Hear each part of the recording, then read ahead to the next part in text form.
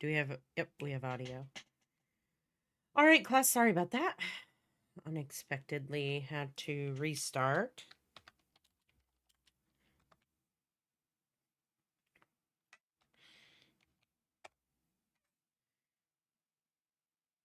My computer is acting very slow right now. I had to do like a graphics card update, and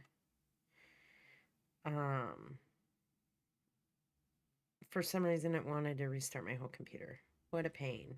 Anywho. All right.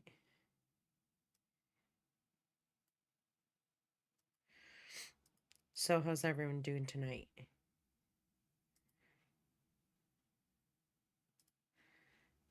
If anyone's in the chat. Okay, so we're gonna kind of get right into it today. The plan is we're going to start off with the project, and then once I'm done going through what your project is for this week, then we'll review. Granted, we have enough time, we'll review as many of the real and surreal projects as we can. And so we're going to start off with this. Today we're going to be creating an impact scene just like that one, a bounce scene like this one. The bounce scene is actually demonstrating mass or weight and not a bounce. So we want it to say mass or weight there. And then we're going to do like a squash and stretch scene, but we're going to learn how to do squash and stretch using the same technique that we did the first time, and then using a different technique now inside of After Effects. So, hey Lena, it's a coffee night.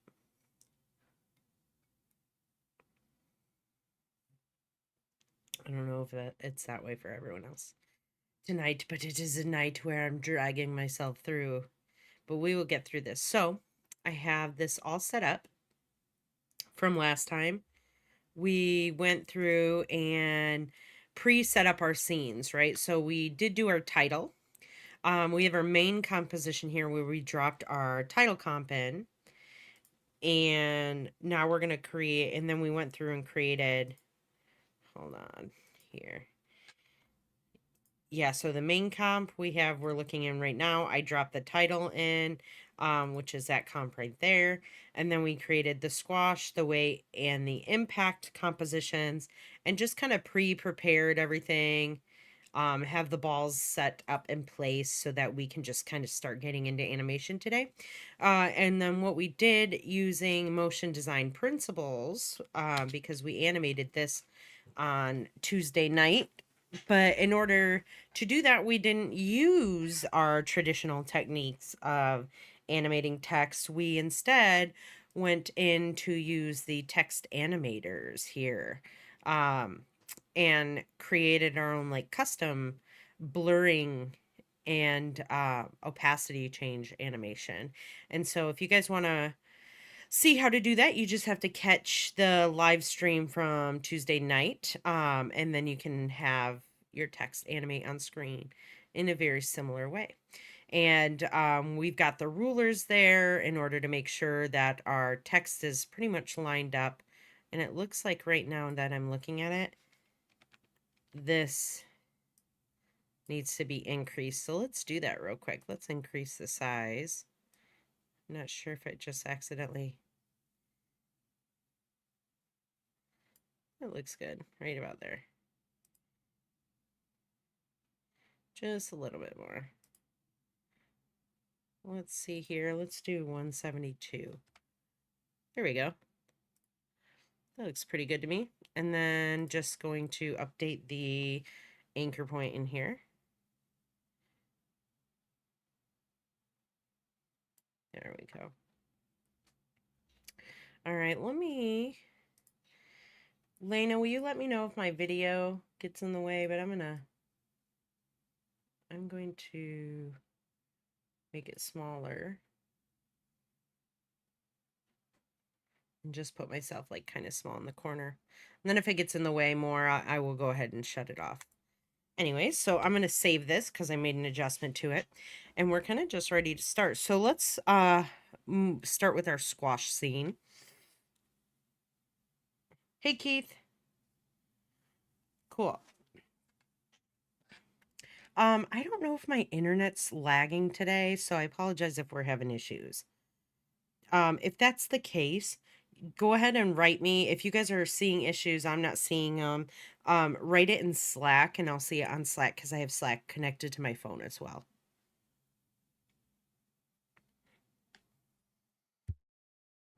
And so, hey Nikara. And so if we have technical issues, that's how we will communicate, you guys. Like if for some reason the live stream there's issues happening, internet connection issues, I will communicate with you guys in Slack right away. All right, so let's start with let's first of all rename these balls, right? Because we just kind of duplicated them into the scene, but I want to rename them so they're appropriate to what we're going to be doing. So this ball, we're going to do transform properties the same way that we did the squash and stretch the first night on the ball. So I'm going to write transform properties ball. You could just put TP ball if you want to. And this one I'm going to put path animation.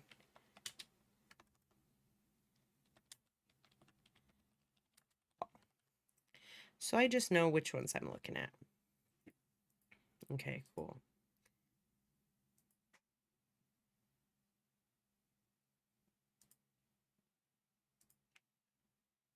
All right, and the first thing that I want to do here is I kind of want to bring down, I want to make sure that my balls are like hitting at the same floor position. Even though we're not going to be making a floor, it's going to be like an invisible floor.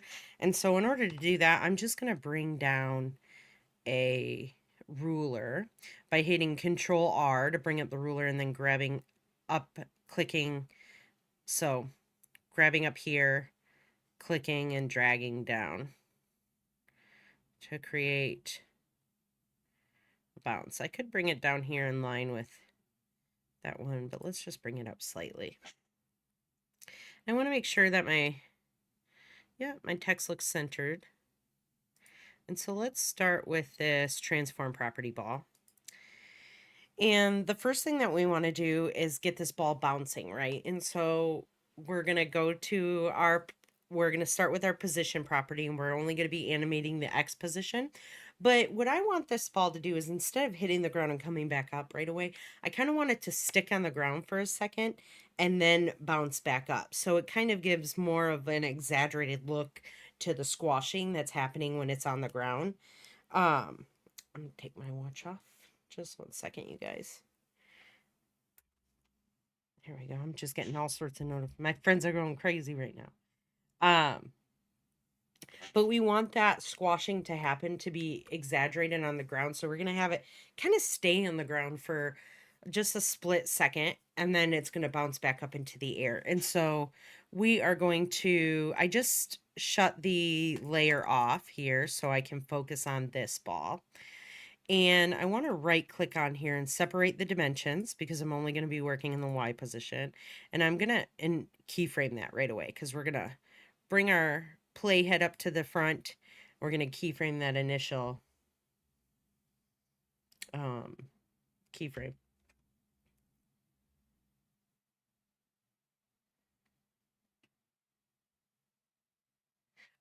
So we want to, so we're going to make one video with all 3 ball scenes, right? And then a title scene.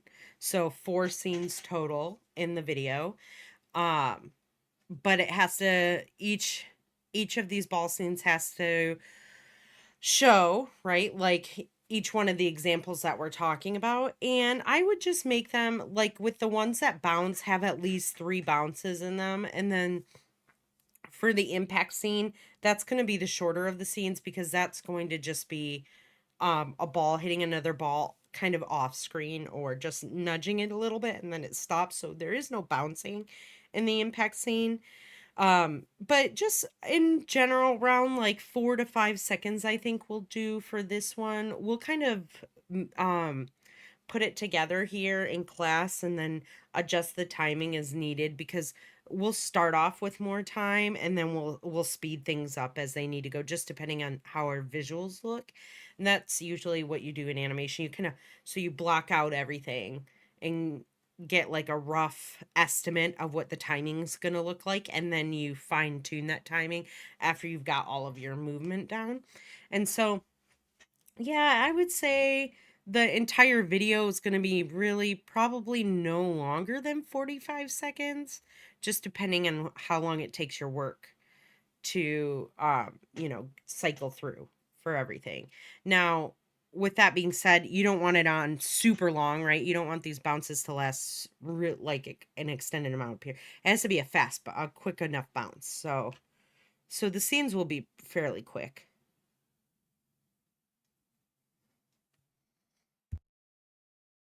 But good question.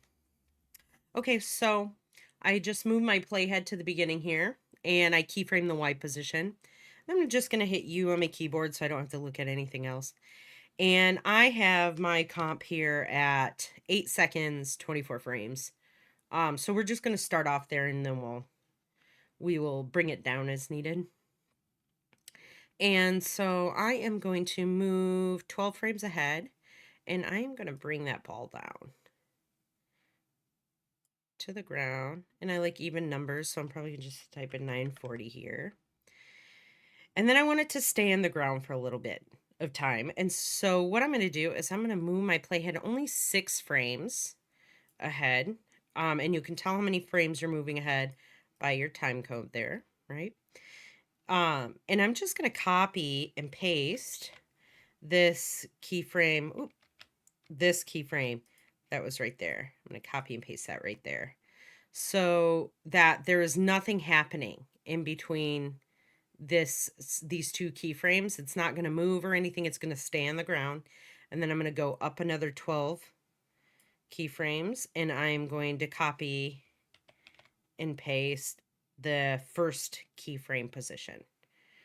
So we have, and I'm just going to shorten my play back area so that when I play it, I can just kind of see it here. And then I'm going to duplicate the bounces like we did in the first one, like once I'm all done with everything.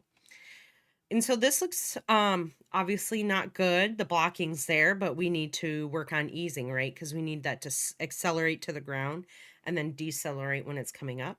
And so I'm just going to not do that. I'm going to lock my layers for my text and my background so that I don't accidentally grab those anymore.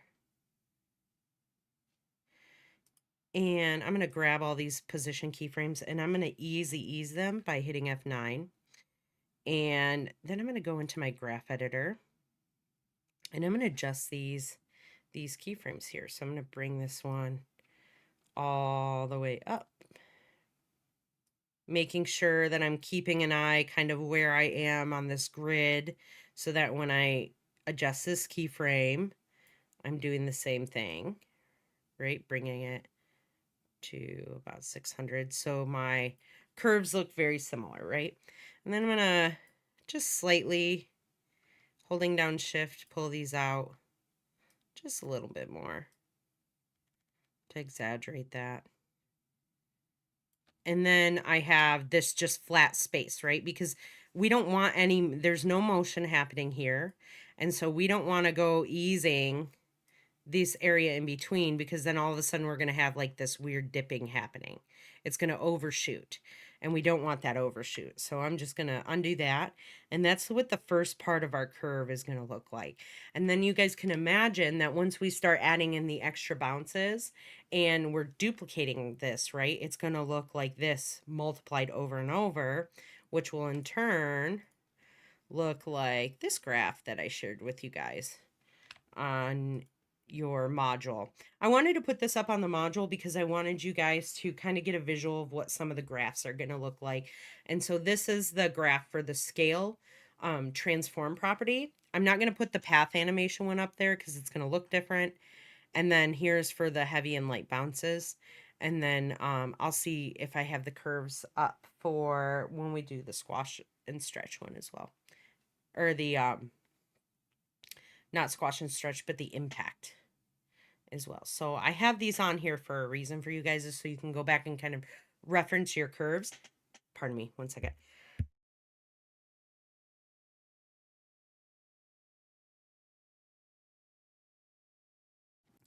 Now your curves might not look exactly like mine do, but they should look very similar. So the timing might be a little bit different here. And this is all like bunched up into one screenshot, so yours might appear a little bit longer on your timeline, but it should be very similar to this. It should look almost the same, right? And so now we want to add the squash and stretch onto this because we already have the bounce happening. Sticks to the ground, bounces back up, accelerating to the ground, decelerating when it goes back into the air. Now, in order to add the scale, right, I'm going to hold down Shift and hit S. We're going to go back to our dope sheet view here. And I am going to unlock our coordinates right here, X and Y values. I'm going to unlock those because remember, we're going to deduct from one and add that same amount to the other one. And so I'm going to move my playhead right to the very bottom here. We're going to kind of work backwards and start the squash when it hits the ground, and then we'll add that stretch after as we're going. But when it's at the very, very bottom of the ground is when we want this to be elongated out. So I'm going to do, let's see here.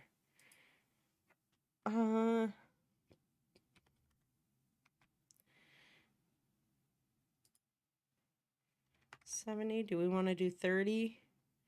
I don't think that looks bad. So I'm squashing it out. I kind of like 40. Let's do that. So 60, right? Because I added 40 to my X value. So I'm going to deduct 40 from my Y value. And I'm going to keyframe that scale right there.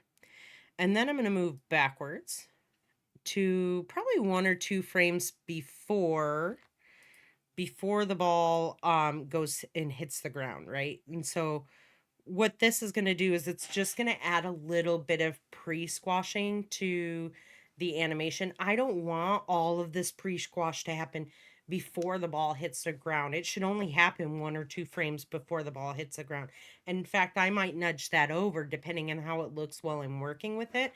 But if your pre-squashing is happening too early, then you're going to be it's going to look like it's like starting to squash before the ball's even impacted anything, and we don't want that, right? So we're going to go ahead and I'm actually going to drag this over here, right? Because I want it to kind of pre-squash.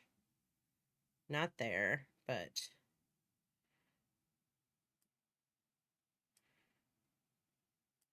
how did I have it on here? Let me look.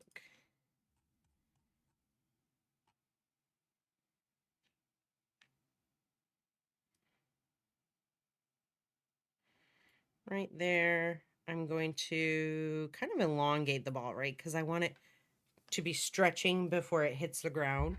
And so we're going to make these opposite. So 60, 140, right? So it's like coming down to the ground really quickly, boom, hits that ground and squashes.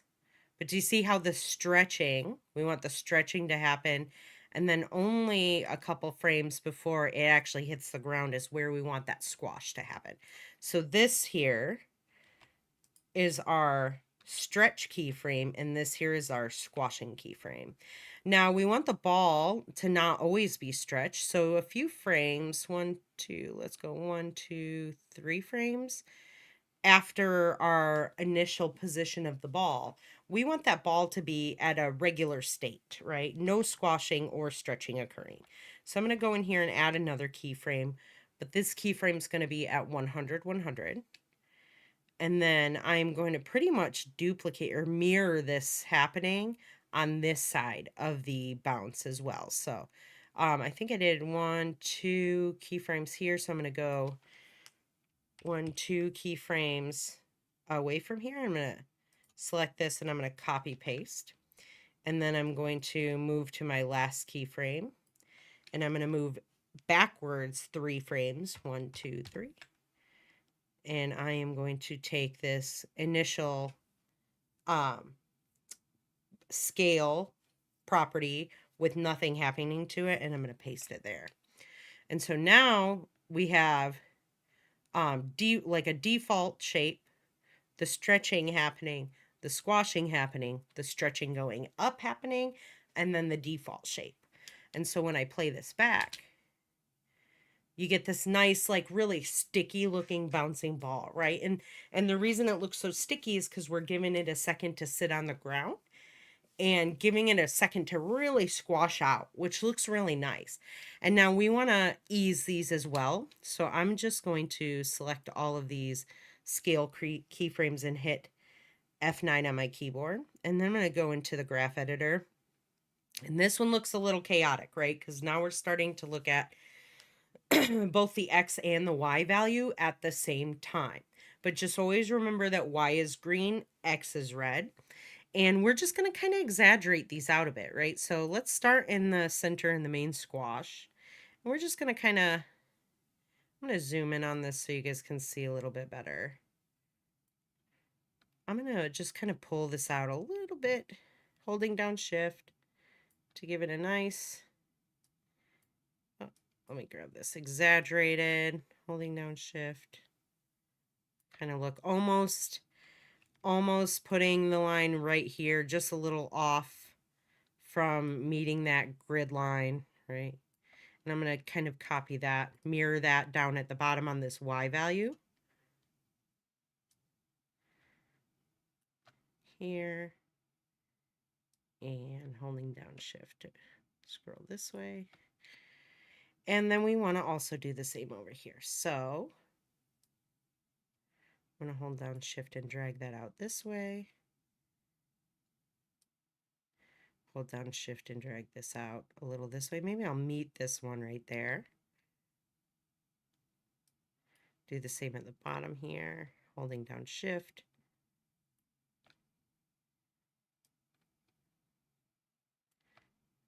And then finally, right over here, we're going to do the same thing, holding down shift. And so this is a really fast way to get this really cool looking squashing happening. That's a lot more exaggerated. And it's just using transform properties, right? We're just separating things a little bit different and playing around with the timing. And then when I play this back, right? So when I go like this, it's a nice, sticky, squashy, very cartoony looking ball, which I like a lot. But we can make it look a little bit more interesting by adding kind of like a smearing effect. Now, we spoke about smears earlier in the first week or two of class, right? Where we talked about how animators used to intentionally warp and distort objects to show speed. And so we have something which we can do that here that's beyond motion blur. And we can stack these things together, right? So we can stack motion blur along with this kind of smearing technique. But let's go ahead and add that smearing technique onto this ball so we can kind of see what it looks like. So I'm going to go over to, and I'm going to shut my video off right now because I am going to be messing around in the effects panel here. I'm going to go to my effects and presets, and in there I'm going to search for echo, ECHO, echo. And under time, there's a couple different options, but we want the echo that's under time. We're just going to come and drag that. You can either drag that onto the ball layer in the frame, or you can drag it under your layer here. But you're going to get an effects and presets, like now you're going to get a transform control here for that echo effect. And initially when we did that, right, all of a sudden the ball looks like there's another ball, right? It looks like it doubled it. And so what the echo does is it essentially does that, right? It duplicates your object and makes it echo behind your main object that it's duplicating, right? And so that's why we have this secondary ball that's kind of like an echo or a shadow of the initial one. Well, that's fine. That's what we're wanting, right? But first of all, it looks like they're mixing. As far as like the colors goes, their blend mode isn't what we want it to be, and the timing's a little off. We have to um shorten and decrease the amount of time that there is in between one instance and the other, right? So there's like your main instance, and then there's all these other iterations behind it, and we need to shorten the time, i.e. the distance that is between the first one and then the subsequent following copies, right? So first thing we want to do up here is we want to increase how many copies we have, which would be the number of echoes. And so I'm going to increase this to, let's try 10 right now. And now it looks like this weird blobby thing.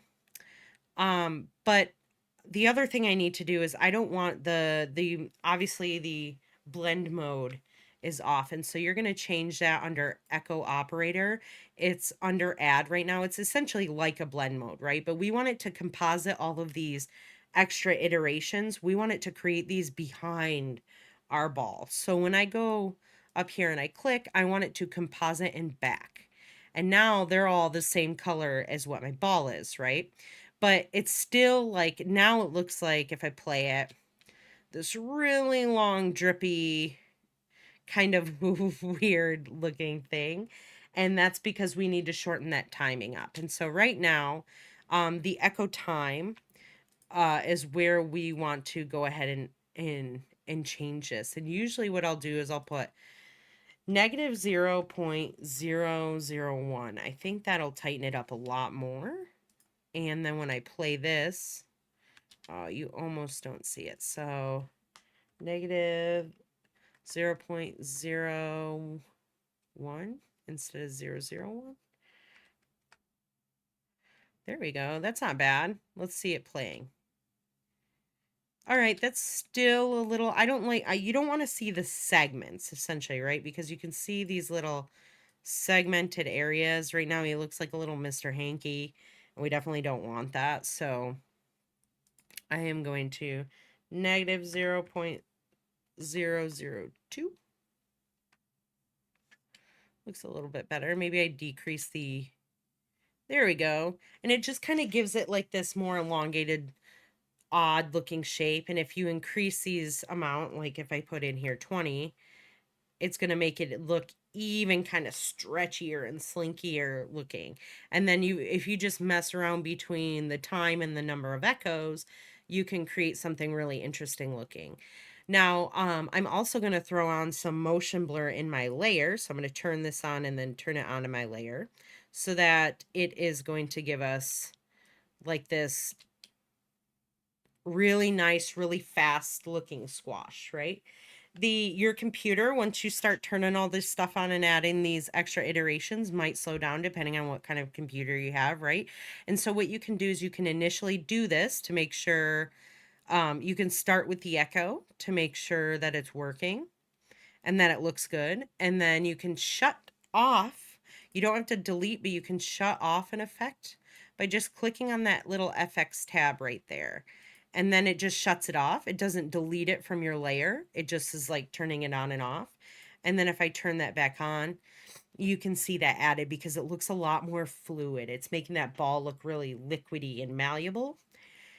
And so I'm going to keep that on. My computer doesn't have a problem playing that with the echo. You can always shut the echo off until you're ready to render as well. But I'm going to save this, right? Because I already have this, I have this nice bounce going on. But I also want to make sure, so I've only done one bounce, and it was playing back and forth because of my play area. But I want to duplicate this bounce, right? I want it to happen at least 3 times. And so what I'm going to do is I'm going to move my playhead to this very last position keyframe. And in fact, instead of hitting U to see all of my keyframes at once, I'm just going to start with one property at a time. So I'm just going to hit P and start with the position property to duplicate it. And I'm just going to select all my keyframes and I'm going to hit Control C. and making sure that I'm on this very last keyframe here. I'm going to control V. I'm going to go ahead and, oh, come on. You're not going to do it for me? Control C, Control V. There you go. And so it copies essentially because remember in the beginning, this first keyframe and this last keyframe have the same exact values. That's extremely important to make a seamless loop, is that the first keyframe and the last keyframe have to be exactly the same, right? And so you can double check that by putting your playhead over this keyframe and looking at your values, and then moving your keyframe over to the first one, and then looking at your values to see if they match up. And so now when I play it, I'm going to have two seamless looking bounces, but without the squash on the second bounce. And that's okay. But I'm going to add in actually another two bounces. I'm going to select all of them now, move my keyframe or my playhead again to the last keyframe, and I'm going to copy the two bounces and duplicate them again. So now I have 4 total bounces, right? And so I'm going to be 1, 2, 3, 4. Okay, looks cool. Just a little stiff, right? So then I'm going to move, but that's because we have to just duplicate the scaling now. So what I'm going to do is now I'm going to hit shift, or I'm going to show all of the keyframes by hitting U, because I need to see where in correlation these scaling keyframes are to these position keyframes, right? Because these scaling keyframes line up in a very specific spot to the position keyframes. And one of the cool things inside of After Effects in the newer versions is that you can actually color code your keyframes here, so you can tell the difference. So I just highlight them and go up to label, and let's say I wanted to label these ones orange, so all my scale keyframes are orange, and then I want to select all my position keyframes, and I want to label these ones like violet or something. Let's see if there's like a purple. There's a dark purple. Ooh, those are kind of hard to see on my screen.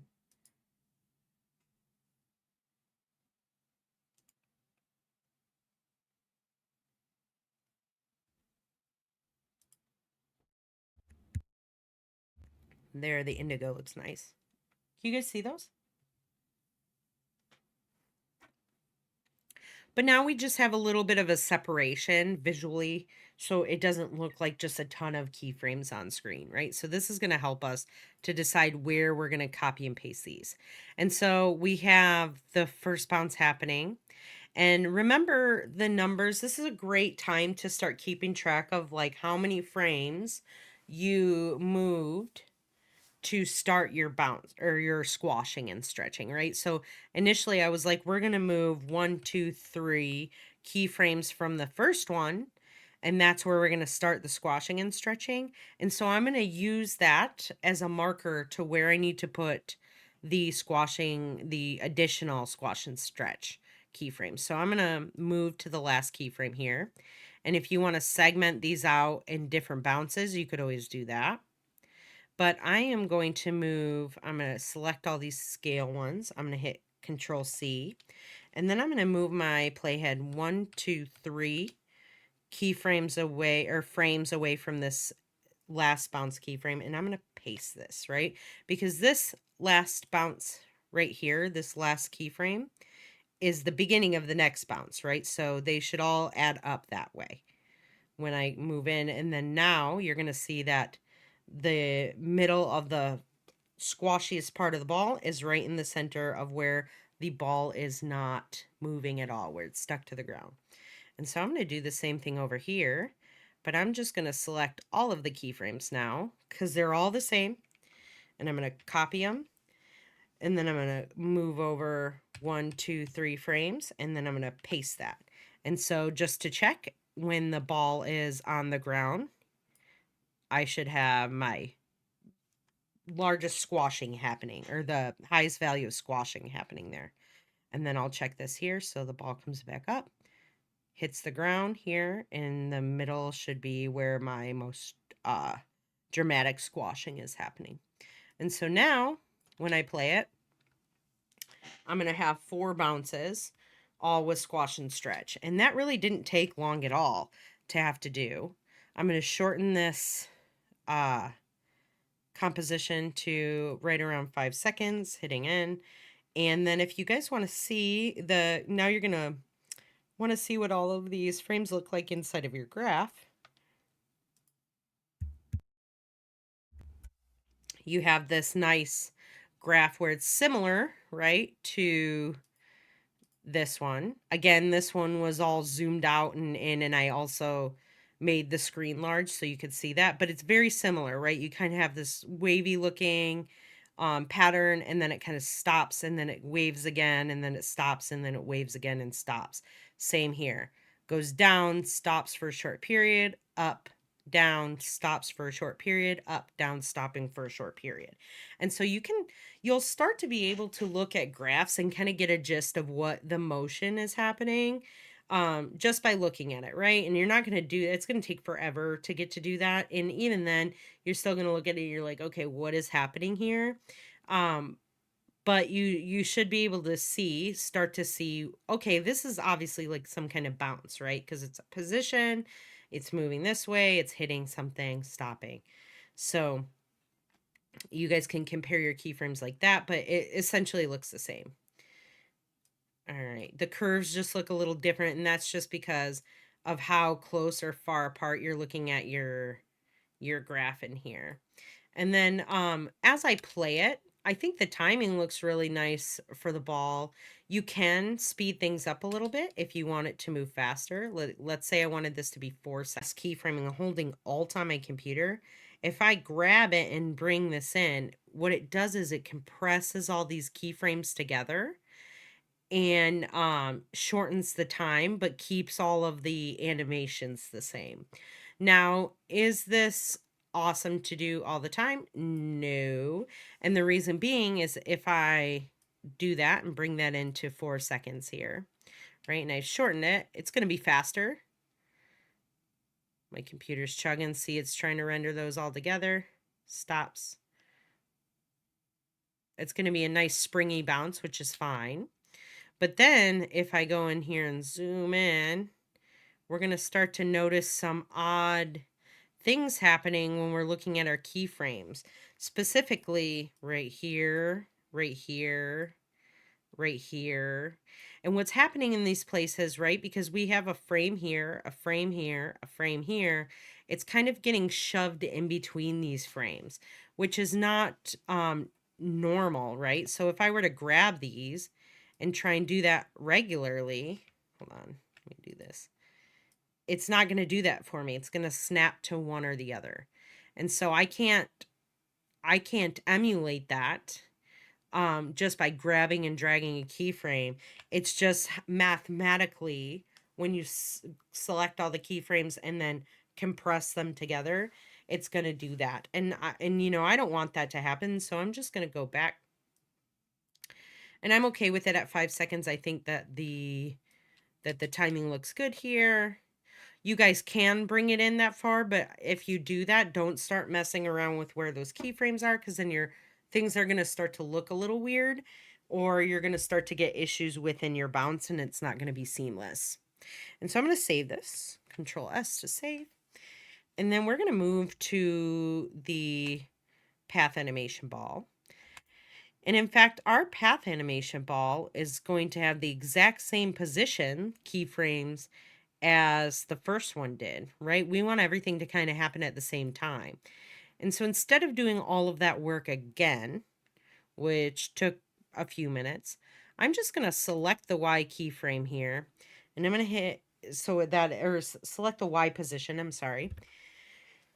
And when you do that there, it obviously selects all of the keyframes on your timeline within that transform property. And I'm going to hit Control C. Now that's going to copy all of these keyframes here. And I'm going to go to my path animation ball, and I'm going to hit position. Now, if I try and paste it to this position right now, it will not work. And that is because I initially separated the dimensions here. So you have to make sure that you do that in order for this to work. Because if not, it's just not going to work for you. And now I'm going to select the Y position of the path animation ball, and I'm going to hit Control V, and I'm going to paste that down here. Now I've got this whole position bounce happening with the easing, and I don't have to do it all over again. And it's the same thing, right? But we are going to deal with the squashing and stretching differently. So we can't copy the scale because we're going to be working with this ball in a different way. So we have the position happening here, which is great. I'm going to close this one up and shut it off. So I can't really see it right now. So I can focus on this one. And I'm going to bring my playhead all the way to the beginning. I'm going to save it because I did that copy and paste. And now what I want to do is I want to have control over the shape of this ball right now. Right now with the scaling, right, I only get to control the shape of the ball in a certain way, but I want to be able to mess around with the actual path of this ball. And so what you do in order to have that control and ability to mess around with the path of shapes. Now this will work with any kind of layer that has like a shape on it, right? So this will work on a text layer. It will also work on all of your shape layers. And what you want to do is you're going to unfur, or you're going to right click on this layer, and you're going to go up to create, and then you want to create shapes from vector layer, but I think that it's not allowing me to do that right now because of the position keyframes that we have on it. So let's just Control X, and I just cut those keyframes off. And let's do that now. So we're going to right click. So odd. Come on, why are you not working? Oh, that's because, hold on, let me go back. Wrong thing. I was trying to do the incorrect thing here. What I was doing, that's the, that is the way that you would take something like the text, and you would right click and create shapes from text. And what that does is it outlines all of that text for you and allows you to have control over the paths. And you would do this if you use Illustrator layers, which I'll show you that later. But actually, wrong technique. I was showing you the wrong thing. So what you actually want to do is you're going to select the path animation, or the path animation ball. I did put those keyframes back. And you want to unfurl this down, and you can furl up your transform property, but your contents panel is what you want to pay attention to. And so you're going to unfurl that down, and you're going to unfurl the ellipse down, right? And you see this ellipse path. Well, this ellipse path only allows us to move things in the X and Y, and it doesn't give us the ability to select these little vertexes and change the vertices. That's what we want to do. So we're going to right click on this ellipse path, or the ellipse itself. So when you do the actual shape itself, it doesn't give you this option. It's grayed out. So you do have to select the path of the shape, and you're going to convert to a Bezier path. And now Bezier handles are the same thing in all of your like programs that you're working, that are like Bezier handles are in your graph editor, they're in Illustrator when you're illustrating things in vector, they're in Cinema 4D when you're working inside of the inside of the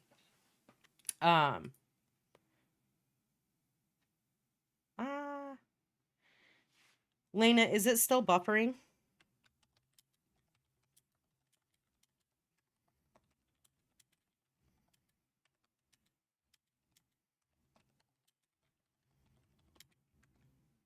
Keith, that face is exactly how I feel today. Like, just getting through the day. I know you guys feel that way. I've been a student before. I get it.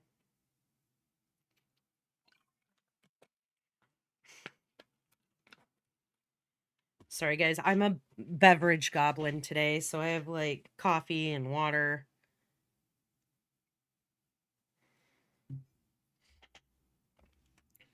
Lena, I see that message, so let me know if you're still having issues. Okay. All right, cool. All right, so we've converted this ellipse to have a Bezier path, right? So now when I click on this path button here, or I unfurl it, it just says path, right? It doesn't say size or whatever was there before. It gives me the option now to select these vertices and start to manipulate the shape in a different way. And so I want to make sure that before I start manipulating this shape, that I make a keyframe on my timeline that locks in the initial shape of the ball. I know, that is my favorite emoji too. I'm just like, when you're like dying inside, but you're like, yes, boss, I will do what you asked, even though it's a dumb request.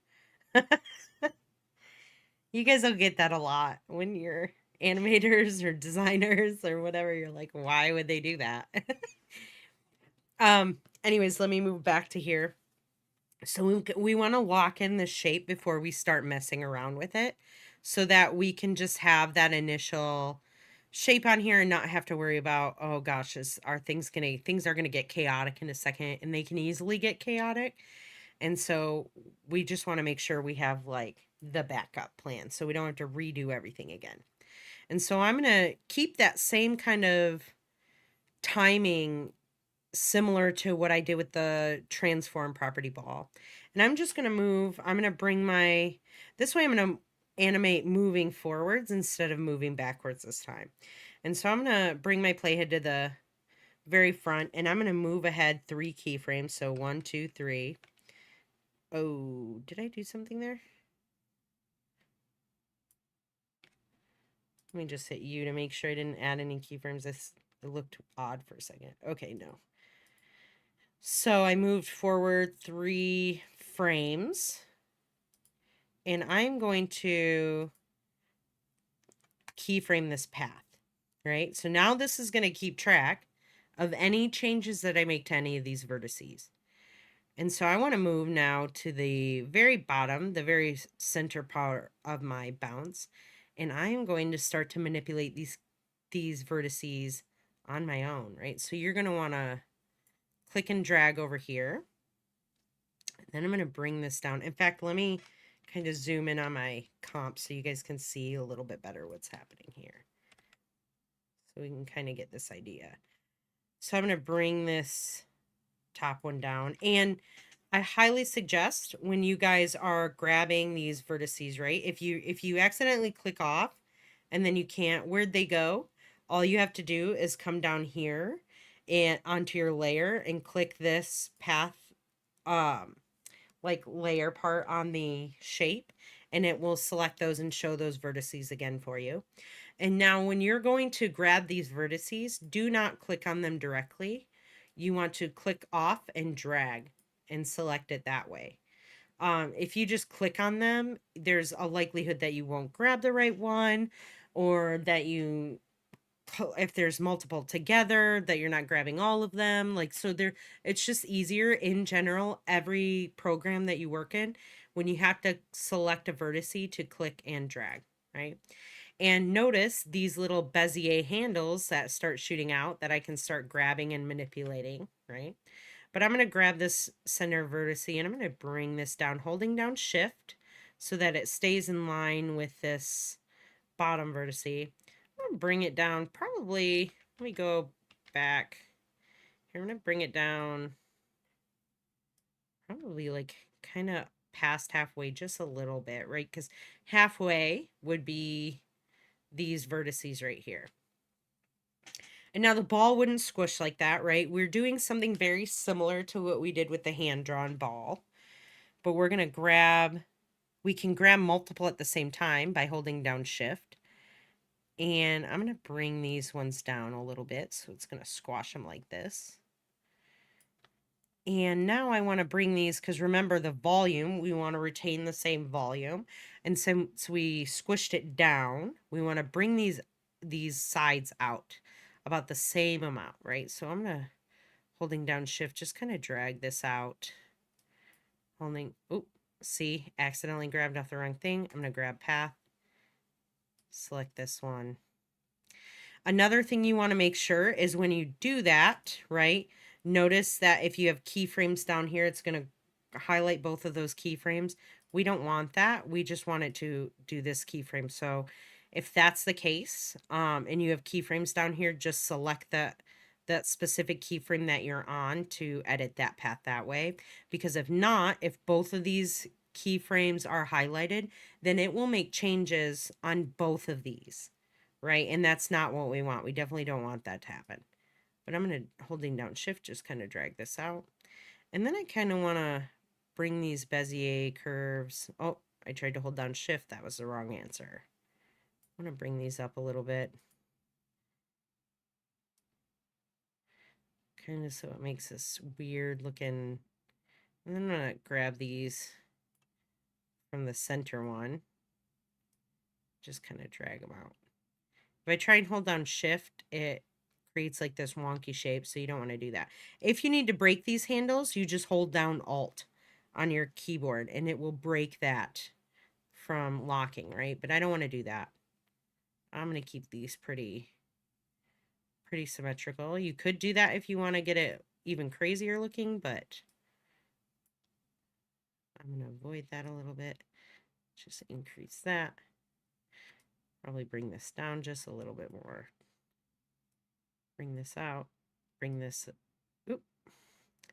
Again, this is going to happen a lot, okay? So don't get frustrated with that.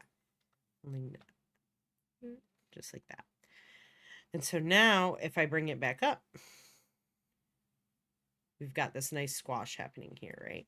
Let's kind of look at our go to fit to frame, and now we can kind of see what's happening there. And we can kind of get the idea of if our ball is retaining about the same volume, right? Because the ball, retaining the same volume is what is going to make it look semi-realistic, right? Obviously, this is not a realistic depiction of what happens to a ball when it bounces. Does it happen to a water balloon? Possibly. Like, I mean, even then, water balloons usually burst before it gets to that point. Sometimes they stretch and wrap around someone's head or something like that, which is amazing to see in slow motion. But this is all just very creative approach that we're taking to a ball squash, right? We're using one of our principles of animation, and that's exaggeration. And so I like that there.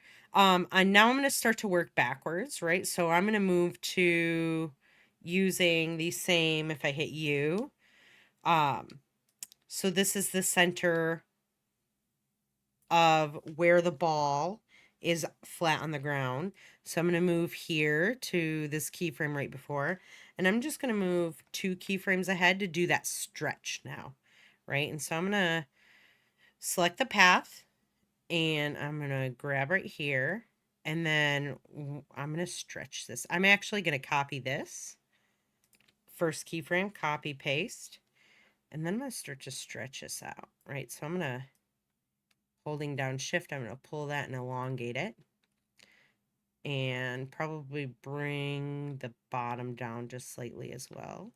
So now we got this weird egg shape. I'm going to bring these sides inwards a little bit, holding down shift, holding down shift. So we get this nice, like, very fluid looking drawn out shape. We can kind of move back to see if that looks appropriate in volume, right? And then I'm going to start to kind of mess around with these Bezier curves and get it looking. Again, don't grab. Notice what happened when I just grabbed this one, it shifted the vertex up, and I didn't want to do that. And that's why that's what I meant by don't just grabbing the keyframes. And if you did a change and you want to go back to it, so Control Z is obviously to undo what you did, but to redo what you did, let's say you're like, oh wait, I accidentally went too far with my undo, just hit Shift Control Z, and that will redo your last action. So I'm going to grab this one and kind of move it in. And that looks great. So when I play it, obviously looks funny. I kind of want these edges to be more rounded, so I'm just going to drag them out just a little bit more.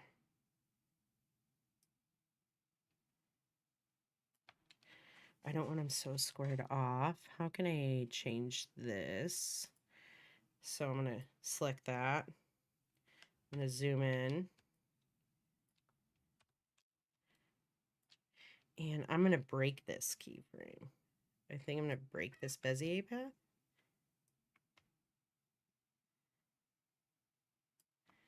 Kind of make it look more... Oh. Click first, then hit Alt. If you hold down Alt first, it's not going to work. All right, I like that shape just a little bit more, almost like a neck pillow. That's exactly what it looks like, actually. But now I want to kind of emulate that stretch again.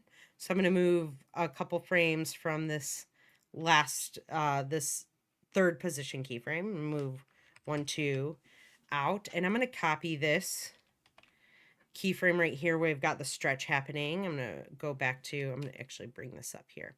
Now, this is cool and all, but our stretch is happening in the opposite direction, right? Initially, all of the mass and the weight of the ball is going to be at the bottom on the stretch going down to the ground. But now we're going up into the air. And so all of the mass would be shifted from the bottom section of the ball to the top section of the ball. So we're almost going to like reverse the shape of this, right? So I'm going to move my keyframe over, move my playhead over to this keyframe that I just pasted on here, because remember, if I'm not on that keyframe, if my playhead isn't on that keyframe and I start messing with things, it's going to add additional keyframes and it's going to start making your ball look all wonky and crazy. So let's go ahead and I'm going to select these two and I'm going to bring those up now. And then I'm just going to kind of do the opposite effect here, so that looks more like that. And I'm going to grab these again and bring these ones down a little bit more, holding down shift. There we go. Not a bad looking. In fact, I might want to do that here. Select this.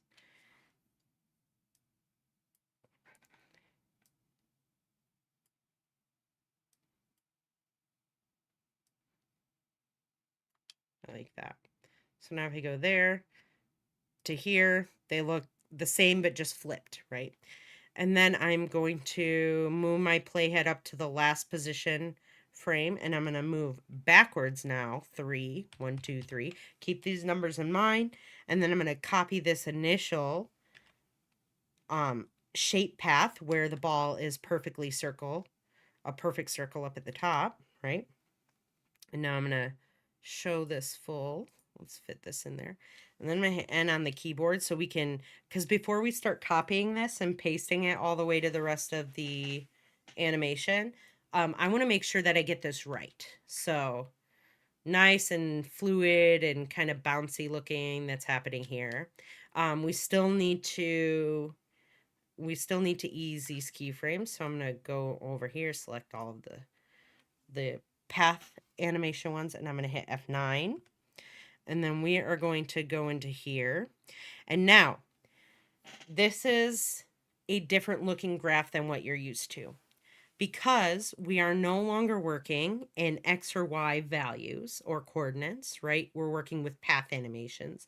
The line will show up white.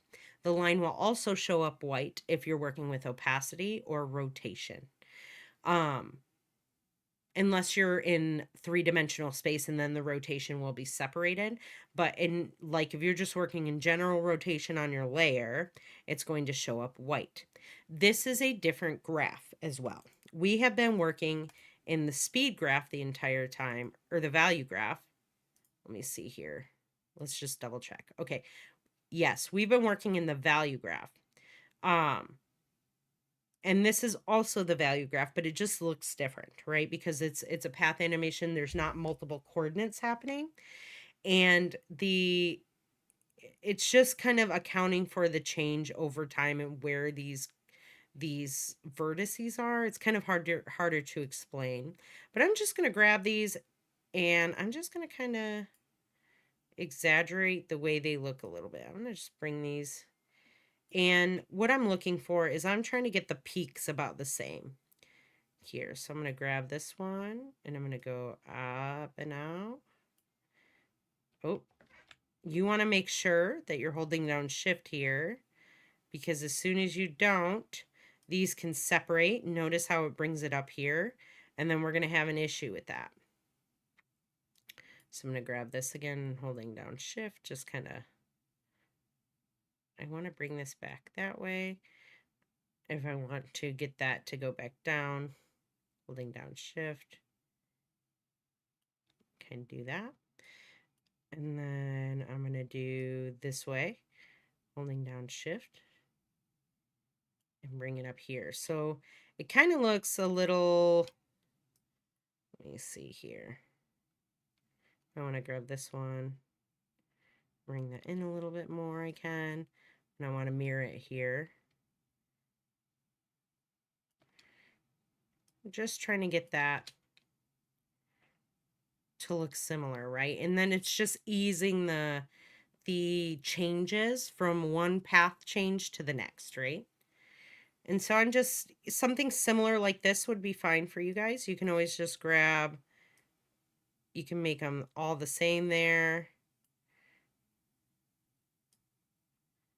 I'm trying to, though, mirror the same look, going from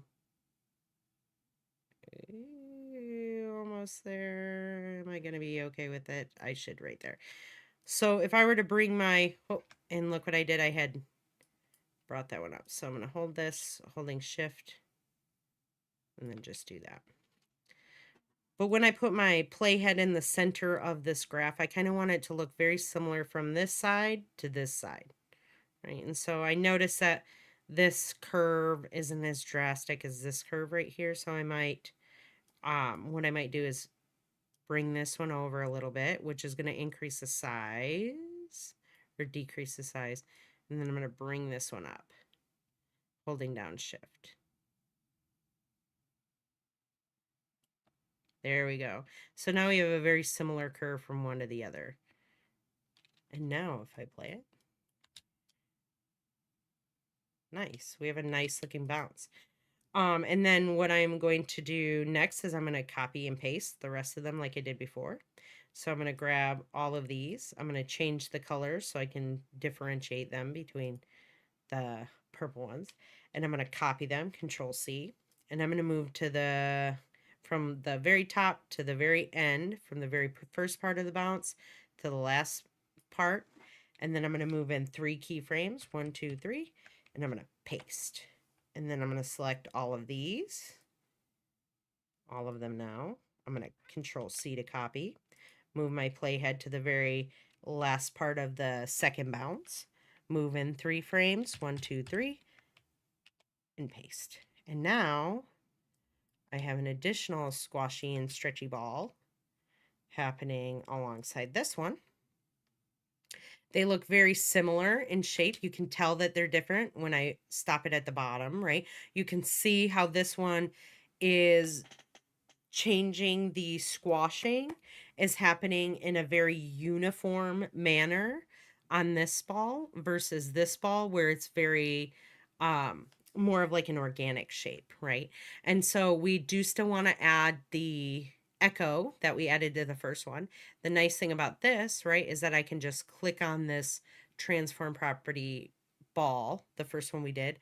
I can go up here to my echo effect, select it, making sure that the name is highlighted, hit Control C, go to my path animation ball, click into the effects controls panel up here, Control V, and I have it pasted on. And so now they both have like this echo effect happening, which is also adding some more interest to this ball.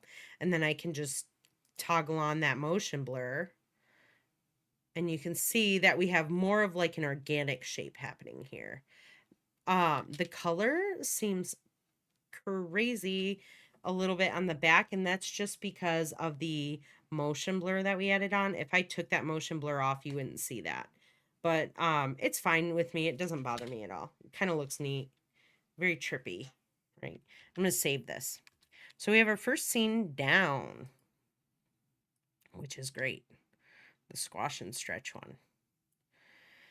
All right, and so I'm going to, now that I'm done with that scene, I'm going to go into my main comp here, and I am going to bring up my project panel, and I'm going to grab that squash scene, and I'm going to drag that down into my timeline here, and I'm going to move this whenever this is going to, let's go ahead and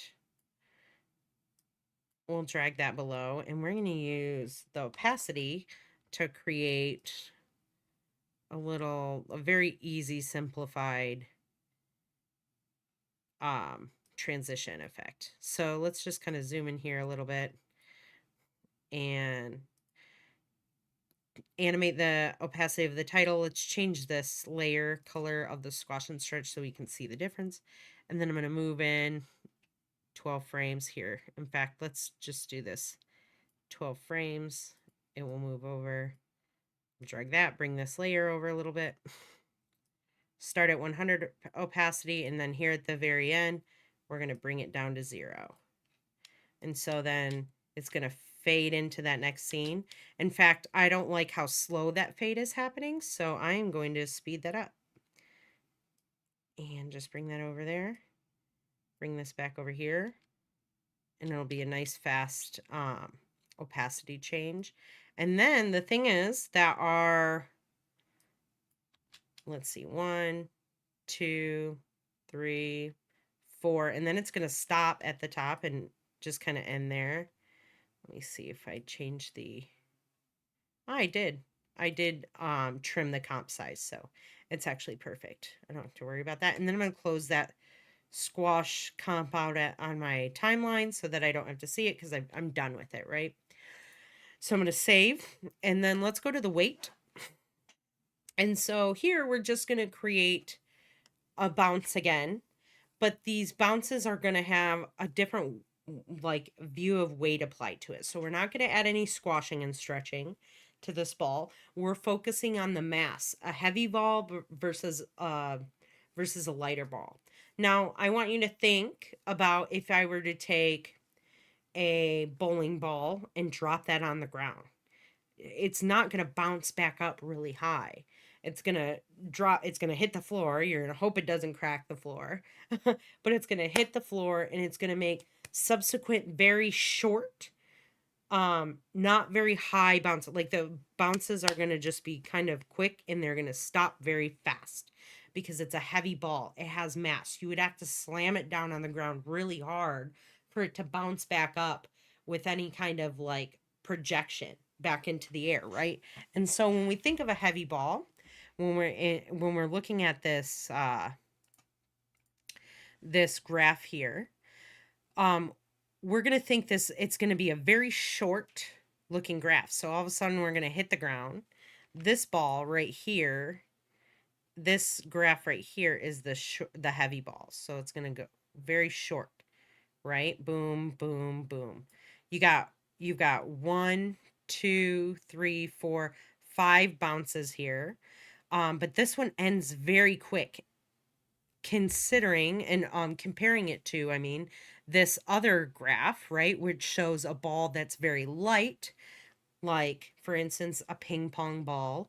If you drop a ping pong ball on the ground or throw it on the ground, it's going to bounce, it's going to bounce, it's going to bounce, it's going to continue bouncing for a while, right? And so the key thing here, right, is you don't have to show all of the bounce. The heavy ball is going to stop a lot faster than this light ball is going to stop. And we're going to try and get the balls to be fully stopped during the entire timeline. But if your light ball is still going when the scene is over, that is okay. what that does is it gives the illusion, it alludes to the fact that this ball is so light that even after the scene is done, in our minds, we're thinking that ball is continuing to bounce, right? Because it's a light ball. And so if your scene is like 5 to 8 seconds long and your light ball is still going, that's okay, right? We just want to see that one looks heavy and one is going to look light. And so let's go ahead and start with the heavy ball. This one seems to be the one that I think a lot of students have more difficulty with. Let me see here. Okay. And so we're going to animate just the Y position again. So I'm going to separate the dimensions. And I'm going to separate the dimensions here. And I'm going to keyframe. We're going to start with the heavy one. So I'm going to just shut that off real quick. Sorry about that, you guys. Change the color of this one here. Let's put down a similar position to where that squash and stretch ball stopped at, which I think was 940 was the position when it fell on the ground. Let me see here. Up in the air, on the ground, 940. That's what I was talking about. So we're going to do about the same because we want to keep the illusion of this invisible floor on the ground, right? And so I'm going to move to 12 frames, my playhead, and then I'm going to type in 940 here as well. 940 on the ground. Perfect. And now this ball is I'm going to move 12 keyframes ahead. We're going to work on the timing here once we're done getting this all blocked out. And instead of going up all the way, right, I'm going to copy and paste this first keyframe, but I'm going to bring this down, right, because it's not going to bounce all the way back up. In fact, it's not going to bounce very far up at all. It's going to bounce maybe a fifth of the way of our entire length of the bounce, right? So if I copy and paste that keyframe here, and then I just adjust this position, the Y position, so that if you're looking at the line that is here, right, there's this line here. In general, about here's like halfway, probably like a quarter to a fifth of the way, right? I'm about a quarter of the way up, which will be fine for this demonstration. But just in general, just knowing that it's not going to bounce very high, right? Because this is a very heavy ball. And so I'm just going to bring that to probably 800 here because I like those round numbers. It's going to bounce there. It's going to go back to the ground here. So I'm going to copy this floor keyframe again. Copy paste. That's not going to change. I'm going to move ahead 12 frames as well. I'm going to copy this second bounce keyframe, and then I'm going to move that down even further, right? So I'm going to go even further down. So we've got one bounce up, two bounce up. We're going to copy the floor keyframe again, copy paste. We'll move ahead 12. We're going to copy paste this other one. We're going to move this down. Ooh, that was only 900. Let's change that to, or that was 901. Let's change that to 900, you guys. That would drive me nuts. Okay, so I move back over here. It's in the same position because I copied it. I'm going to bring it almost down, 930. And then it's going to hit that ground. And then it's done. So now if I play this, the ball's going to bounce up, bounce, and then it's going to rest, right? Subsequent very short bounces. But we obviously need to do some easing here, and then we need to work on the timing of this ball. And this is where we're going to grab all these keyframes and hitting the Alt, and we're going to shuffle them in, and then we'll adjust where those frames are at. So I'm going to just hit you here because right now this is bad. It looks like it's kind of, you know, everything's very linear. All the timing is the same, and we don't want that. We want to adjust this so it's, you know, accelerating towards the ground, kind of decelerating on the way up. So I'm going to select all those keyframes. I'm going to hit F9, to ease them. And then we're going to go into this graph editor. And it's going to, yours should initially look like this wave, right? Where the bounces start up high and then they get shorter and shorter on each bounce, right? And we have to remember that these are bounces, so we have to make them bounces. So I'm going to bring that up, bring this out, holding down shift a little bit.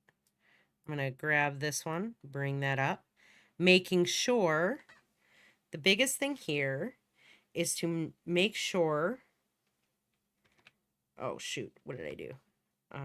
Zooming in. Making sure that when you are adjusting these curves, that you do not go beyond the bounce, where the bounce is happening at the top. All of your bounce, or all of your air keyframes where the ball is in the air is right here. Here's where it's in the air. Here's where it's in the air. These ones right here are on the ground, right? Because just think, this is like mirrored upside down from where your actual bounce is happening, right? But you want to make sure that when you're pulling this Bezier handle up, that you are not passing this keyframe here, or else you're going to have overshoot. And when you have overshoot on a ball like this, it is not going to look good. That is not what you want to have. And so I'm going to just kind of drag this up, keeping the idea that I don't want to go past this. If you need it bigger, you can go like this and zoom into your timeline. And then I'm going to grab this one and I'm going to bring this one up as well. And then I just grab this and kind of bring this out a little bit. Holding down shift. Holding down shift. Grab this one here. This is going to start to get really small here, right? So I'm going to grab this, probably pull this one out first, holding down shift. Pull this one out a little bit, holding down shift. And then just bring that up just slightly. We just want to make sure that the curve does not look, we don't want the curve looking like this. We want the curve to look like this, right? A bounce, not a slowing into the position, right? Because the max speed here is right here, where it's slowly going and then slowing down into the stop. And we don't want that. We want it to build up the speed and then quickly stop. And so we're going to grab this one here. We're going to bring this one up as well.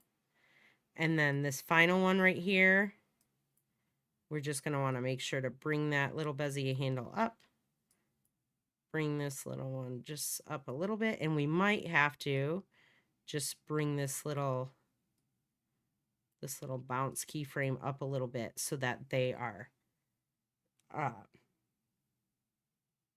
so that they don't go above and overshoot. And now, when I play this, I go here and play. It's going to look like a heavier ball, right? It's going to look like it's decelerating on the way up and accelerating on the way down. It looks okay right now. It's not fully there because we need to work on the timing, right? A heavy ball is going to come to a stop way faster than a light ball, right? So when you drop a bowling ball, it's going to just kind of very shortly bounce. It's going to be and done. And when you drop a ping pong ball, it's going to bounce on forever, right? And so what we want to do is we want to hit U. Right now, these are all spaced out the same, and we don't necessarily want that. So I'm going to go to the first drop at 12 frames. Taking half a second is fine.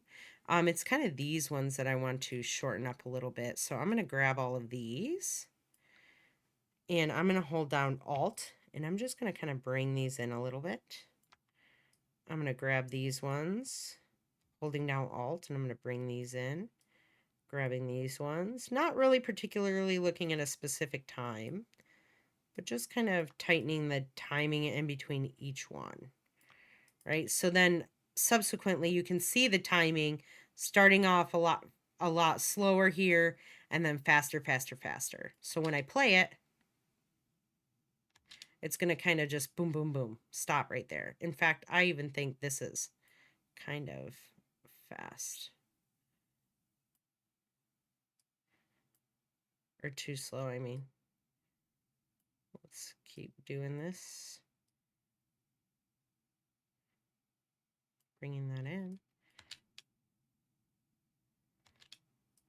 I might want to add another little bounce here because I feel like it just kind of stops. And then this all got a little funny after I started adjusting those keyframes. So let's kind of zoom in on our timeline here and see, make sure none of these are like laying halfway in between frames, which we don't want.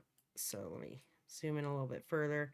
Like this one, any like this, I'm gonna lock this. Let me lock these layers here so I stop moving them. I'm gonna grab this one, move it over. These two look okay. Oh, the rest of them actually kind of ended up nicely. Okay, and then I want to bounce.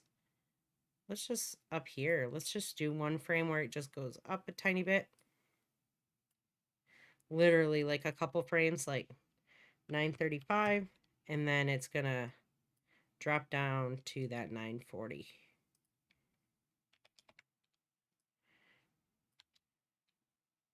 There we go. Just adding that extra little tiny bounce in there really sold that this ball is hitting the ground and just kind of do.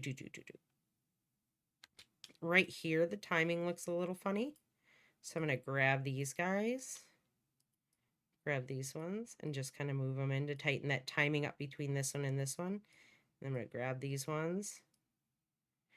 Because subsequently you want the timing, the spacing between each of these keyframes to get shorter and shorter and shorter. You don't want it to be short in the initial one and then longer on the set afterwards, because then it's just extending the timing. So you always want the amount of keyframes in between, or the amount of frames from one keyframe to the next to continuously get less and less and less. You don't want it to be where like from keyframe 1 to keyframe 2, there's 12 frames in between.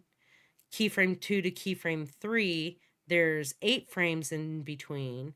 But then keyframe 3 to keyframe 4, there's another 12. You do not want that, because what's that doing? It's adding time in between that bounce when the timing in between each one of these bounces is shortening each time.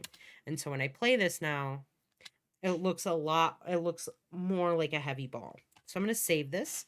I'm going to add some motion blur to it by just clicking on the motion blur there. And now we're going to create a bounce with the light ball, but the light ball bounce is going to go on for quite a long time. So I'm going to extend that there. And I am going to, it's the same concept, right? So I'm going to just hide this heavy ball. And I'm going to hit P on my keyboard for position. I'm going to bring my keyframe or my playhead all the way to the beginning, and I'm going to keyframe that Y position. I'm just going to hit U on my keyboard to just see those keyframes. Are you guys following along right now? Do you have any questions at the moment?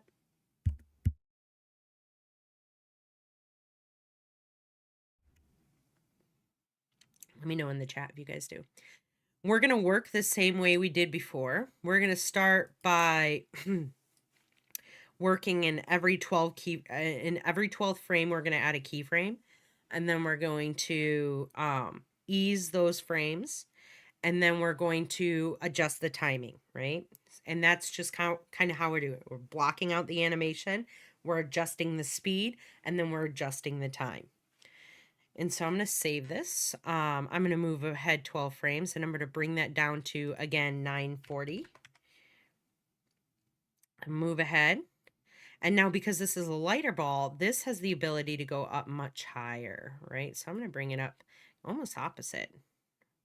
Move that forward, that playhead forward, copy and paste that floor keyframe, move it ahead, copy and paste the up in the air keyframe, and then move it down, right? Probably to about there. 605 is perfect. Actually, 600. Moving it forward, copy and pasting the floor, moving forward 12. What's nice is that the copy paste ability here versus like hand-drawn animations and stuff, it's a lot harder to just copy and paste things, but much easier here. So then it hits here. Let's see, 600 was the value. Let's drop it down again. Let's go down to probably like right here. 765. Move forward. Oh, and instead of actually copying the floor by itself and then the other one, I'm just going to select these last two keyframes, Control C, Control V. And so then I got my floor keyframe and then the keyframe back up, which we're going to shorten there. Just making sure that you unselect off of the highlighting these keyframes, because if these are both selected at the same time and I'm over here and I make a change, I don't know what I did there. Redo. Okay, like if I'm over here, these keyframes are highlighted and I make a change here, it's going to change 819 on this one. All of a sudden, this one's going to be 994. So that changes that as well. So we don't want that. So I'm going to undo that. Make sure that's 940. Perfect. Go up here. It's going to drop down a little bit. We're going to move forward. We're going to copy the last two. Copy, paste. We're going to move to this air one. This one takes a lot longer because it's just more bounces, right? Move forward. Grabbing the last two, copy, paste. Move ahead to this one. Drop it down a little bit. 930 will work. Oop. 930. What did I do for this one right here? 9. Let's change that to 910. How dare I? Oh my gosh. I almost fired myself. I'm just kidding. You guys, I'm weird. Go over here. Copy, paste. Come on. Copy, paste. There we go. Move over to here. Let's do 935. Ooh. And then we're going to get the last one right here, which is going to be this last one. Copy, paste. There we go.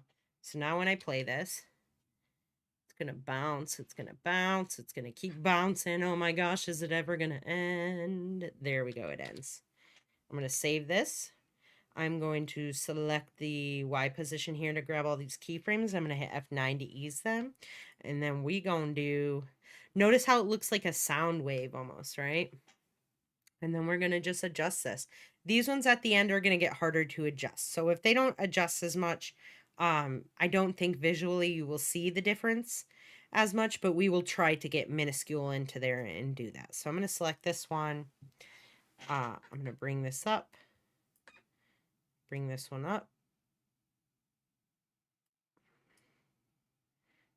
This one up a little bit more. Bring this one up. Where'd this one go to? Right about there. Keeping about the same. Yep, perfect. Let's bring this one up. Just not as high. Bring this one up. I'm going to work on all the bottom ones first. Making sure I'm about at the same spot on the grid.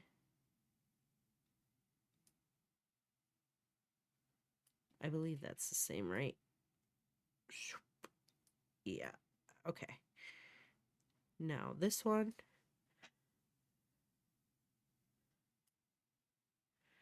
Right there. Right there. Making sure not to go above that keyframe right there. Remember, we don't want to do the overshoot. Where'd this one go to? Yeah.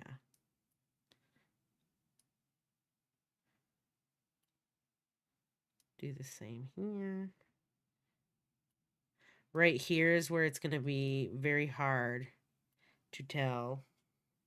And so in this area right here, what I would do is zoom in and just work very zoomed in view. This way, over here, right there, moving over. It's auto doing this. Right there. And our last bounce. Right there. There we go. That looks nice. I might extend these out holding down shift, holding down shift.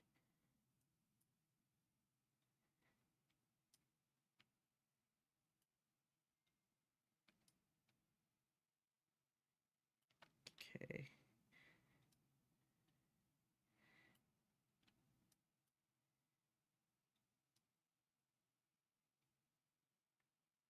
Maybe not as much.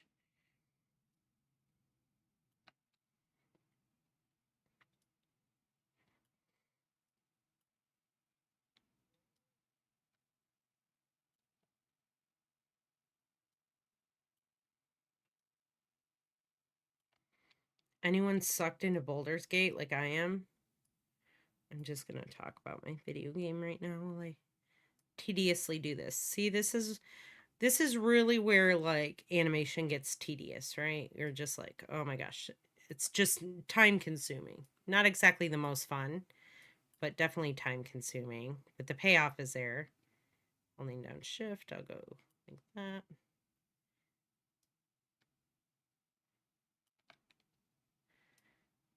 Oh, I thought I was on the last one. I was tricked. I was bamboozled. Holding down shift. Let's go almost to 2. There we go. Here we are. The last, very last one. Cool. Now if I play this, zoom out, zoom out. Cool, it looks neat. Now it looks like, definitely looks like a bouncing ping pong ball. Where it takes forever. Forever. To like land. And now we obviously need to tighten up the timing. Another way you can do this without having to is if I without having to go into the dope sheet view and holding down Alt. If you select the Y position while in the graph editor view, it will highlight all of your keyframes here. And what you can do is you can grab this and you can just bring this in to tighten that timing up, right? And so now when I play it, much more like a ping pong ball. We've got it ending at 5 seconds, which is great because that's the same time as our other one. Let me see here when this one, notice the time difference between the heavy ball and the light ball, right? And so what I'm going to start to do here now is I'm going to start grabbing these, probably every one up, down, every other bounce, and I'm going to bring these in a couple keyframes. I'm going to start here, and I'm just going to go over to even 1, because there's so many keyframes, and then I'm going to do 1. If I just control, oh shoot, don't control click. If I just shift click on that one, it will unselect it, move it over. Moving over 2 now, 1, 2. I'm going to tighten the timing up even further. So each ball, remember, each bounce should be subsequently shorter. Right, so I'm going to move 1, 2, 3 now. Shift click that one to shut that one off and then bring those in. Going to this one, 1, 2, 3. Shift clicking this and bringing it in. Going here, 1, 2, 3. Shift clicking this one, bringing it in. Let's go in 4. 1, 2, 3, 4. Shift clicking this one, bringing these in. Oh, shoot. There we go. 1, 2, 3, 4. Shift click, bring this in. 1, 2, 3, 4. Shift click, bring this in. 1, 2. Whoa. Do not do that. Control 1, 2, 3, 4, 5. Shift click this one. Bring this in. 1, 2, 3, 4, 5. Shift clicking here, bringing these in. Who we getting there? 1, 2, 3, 4, 5, 6.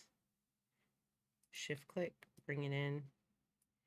And then I think there's 2. Yeah. So 1, 2 over, shift clicking that and bringing that last one in. And then I'm probably going to extend the time on this, right? But when we look at them together, this one's still going to look heavier than this bounce. All right, that's not bad. Let's just go back into the dope sheet view or the graph editor mode. Let's grab that and let's just extend this out slightly to 4 seconds.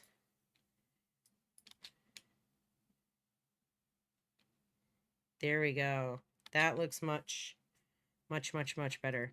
And if you want to even zoom in more, and you can finesse your graph a little bit more if you want to. In fact, this one, I'd probably even move this one into 1. So there's only a difference between 1 frame here.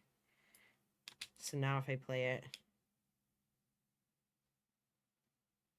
nice. I'm going to save that. And so we have the difference in mass happening in between these two bounces, right? You've got this heavy ball that drops quickly and it stops bouncing right away, and there's only a couple bounces that actually happen. And then you have this heavy or this light ball where it drops and it continues to go and it continues to go, and subsequently these bounces are getting shorter and shorter in time, but they're still happening beyond when the heavy ball has already stopped. And so if I look at, oops, sorry guys, if I click on this and this one, and then I go into the graph editor, you can see the difference in the bouncing keyframes here and how they should look on your graph, right? So you should have something kind of similar to this. Doesn't have to be exactly, right? But the heavy ball should always be shorter in the amount of bounces and shorter in time, right? And also very short in height. It doesn't pop up very high. The light ball each bounce should go up a lot higher. Not higher than the previous one. It should obviously be shorter than the previous bounce each time, each subsequent bounce. But it goes up higher, right? Which in turn makes more bounces happening. So you have more bounces happening here over a longer period of time. So when you look at your graph, this is what you should see. The short, heavy one and the longer light bounce. All right, so we have this one done. Let's go ahead and bring this one here. I'm going to hit N, trim this one, trim contour work area. So this one's only, the weight one's only 4 seconds long. So we're going to bring this in here, play this. We can shorten this to 4 seconds. So let's just kind of zoom in here. All right, where are we on 4? So we should go up to 818. Right there. And that's about, that would be the same length as this one. When I bring the weight one down in, change the color. Let's change this one to green. Yeah, just about. So I'm just going to bring it over here again. I'm actually going to, you can either do a hard cut. So what is a hard cut? A hard cut is when it just switches from one scene to the other in one frame. Hard cut like that. Transition is when it like either fades or something happens to where it reveals one to the next, one scene to the next, right? And so I think I'm going to leave this a hard cut.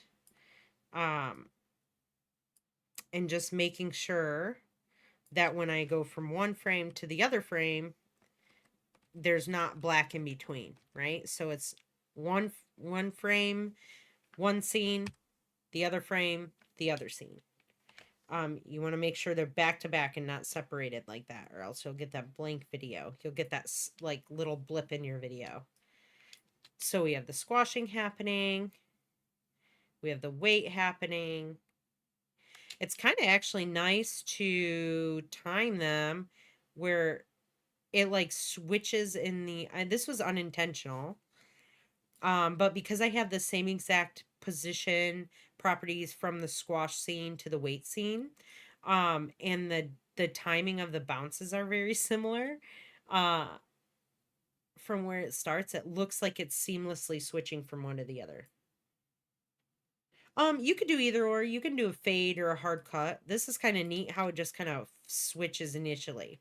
So it goes from like squashing to bam, it's into weight. And then those balls just kind of stop. That was unintentional on my end. But either way, whatever you guys want to do, just make sure you have enough bounces in there to showcase what we're looking at.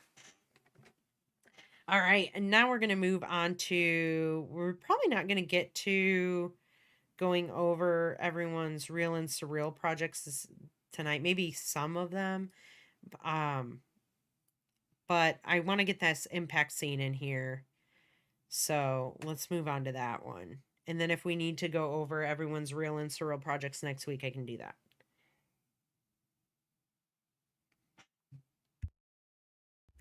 Because we're going to be applying these same exact concepts here are going to be done in Cinema 4D.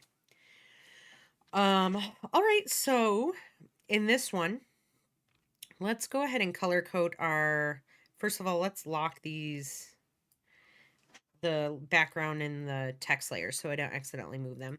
And then I want to color code these layers so that I can just easily pick between which ones are which. Blue. My two favorite colors, blue and green. Third favorite, purple. But I just want to see in between these so I know which ones I'm working with, right? And so first we're going to start with projectile 1 with the secondary ball 1. So this is going to be a heavy impact, right? So when you hit, I like to think of this as a croquet game. In the lessons, if you watch any of the past lessons, sometimes we use a hammer that swings and hits the ball. In fact, let me go back to this. My brain just squirreled for a second and I realized that I have motion blur on one but not the other. So make sure you put that motion blur on both of the balls here. And now in the impact scene, I like to think of, yeah, like croquet. So in croquet, or golf or something like that, you're swinging down to hit the ball. You have like this one object, same with baseball. You have the object slamming into the other ball. Now I want you to think if we had one ball here, like these projectiles are the same weight, almost like a pool game, right? And let's say you take this pool cue and you hit a bowling ball with this pool cue. Is that bowling ball going to go very far? No. Is that bowling ball going to move very fast? No. And then I want you to think opposite of that. So I want you to think you have this pool cue and you're going to hit this pool cue and it's going to hit a ping pong ball. Is that ping pong ball going to go fast? Yes. Is it going to go far? Yes. So it's a very similar concept to the heavy, to the weight scene that we just did with the mass, but we're just using we're using an impact to create that instead of like dropping it from a height, right? And so in this, we're going to do position, but we're only going to use today instead of the Y position, we're only going to animate the X position. Oop, let me undo that. X position. I'm going to bring this layer down below. And so I want to bring my playhead to the front, and I'm going to keyframe that X position. And then I'm going to move like a second end. So we have 1 second. And I'm going to bring that X position all the way over so that the edge of this ball is touching the edge of the other ball. So if I click off of this and zoom in, ooh, that is very close. You will see that the balls are making an impact with each other, right? I could do, let's see if 1500. Ooh, nope, doesn't make the cut. So let's do 1505 like it was. I'm not going to see that it's slightly overlapping here because it's going to happen quickly, right? But the ball is going to hit this heavy ball. And let me fit this. Now, when that happens, that's great, but the ball isn't just going to stop here. This projectile ball is going to hit something heavy, and what's it going to do? It's going to ricochet backwards, right? And so what I want to do is I want to move forward in time. I'm going to move only 6 frames ahead, and then I'm going to bring that position backwards here. So the ball hit something heavy, it's going to ricochet off that, and it's going to go back. So when I play this, it's going to boom, and then move backwards, right? I can adjust the timing in a little bit, but right now, this looks pretty good. Boom, and then it rolls back. Now, that heavy ball is also going to change in position, so I'm going to right-click Separate Dimensions, and I'm only going to keyframe the X position, but the ball isn't going to move until there's like something, a force acting upon this ball, right? And so I want to make sure that I bring my playhead up to the point where the projectile hits the ball.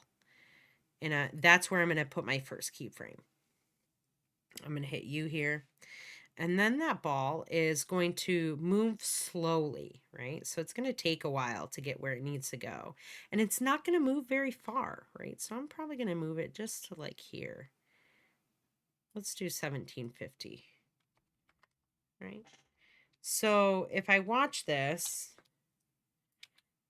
playing back, I've got the one ball hitting the other. And it's going to slowly move into that spot, right? Okay, we've got it blocked out, but let's work on the easing. Obviously, the easing is the next step in this. So I'm going to highlight the projectile ball first, the keyframes on there. And I'm going to hit F9 to keyframe those. And I'm going to go into here. And now this is where I want you guys to start off, right here on this impact frame right here. Because what is the ball going to do? It is going to bounce off of this heavy ball, right? And so we want to make sure that we're going to bring this side up because it's going to hit that ball and it's going to ricochet off. And so we want to have that ricochet happening like that. Now, let me check my other keyframes right here. Okay. Now we want to also bring this here, right? Because we want this ball to speed up. Like it's going to, you've got to think if this ball is starting on its own, right? It's going to ease out of its regular initial position, right? So we have to ease out of this. And then it's going to speed up, and on full speed, it's going to hit that heavy ball, and then it's going to ricochet off, right? And so we want this, it's going to kind of slowly pull out of this first keyframe, slowly easing out of this. So I'm just going to grab this one and kind of go like this to exaggerate this curve. And so now when I play it,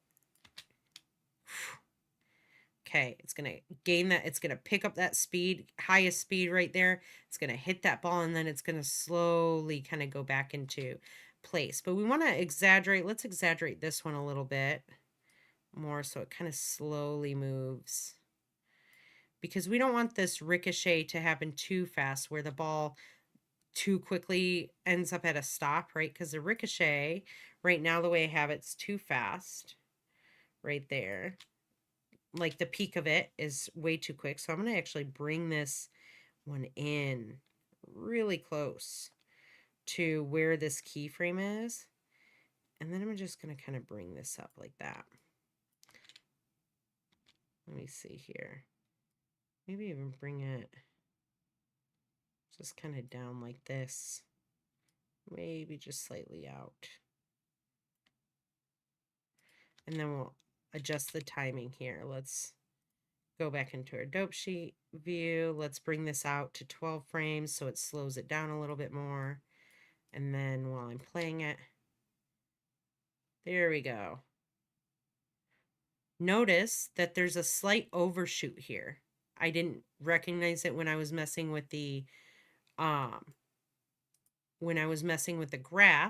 but what you're going to see is it's going to ricochet off the ball. It's going to hit back here, but then it's going to move forward slightly. I do not want that, not on this section of the ball. So I've got to go back into my graph editor, and I want to make sure that I bring this Bezier handle down a bit so that it doesn't go past the height of this keyframe, right? So I want to bring this down a little bit as well.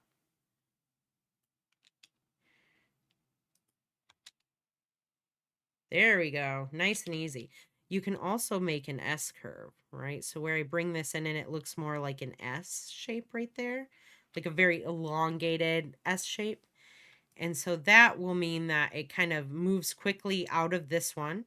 It's going to move quickly out of this keyframe here, but then it's going to reach its peak speed here and then slow down into that stop. And so we can just kind of barely bring that up a little bit, and then let's watch it. Oh, it snaps into place too much. Let's undo that one real quick. It's taking too much time, so I'm going to bring this up. It's just a lot of finessing. Still don't like that little snap that's happening. Bring this just right to there. There we go.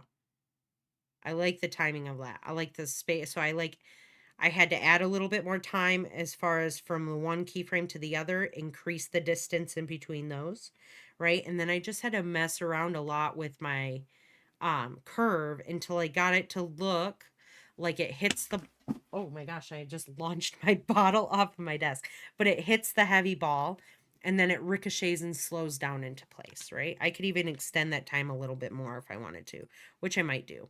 But let's get to easing the, let me zoom out here real quick.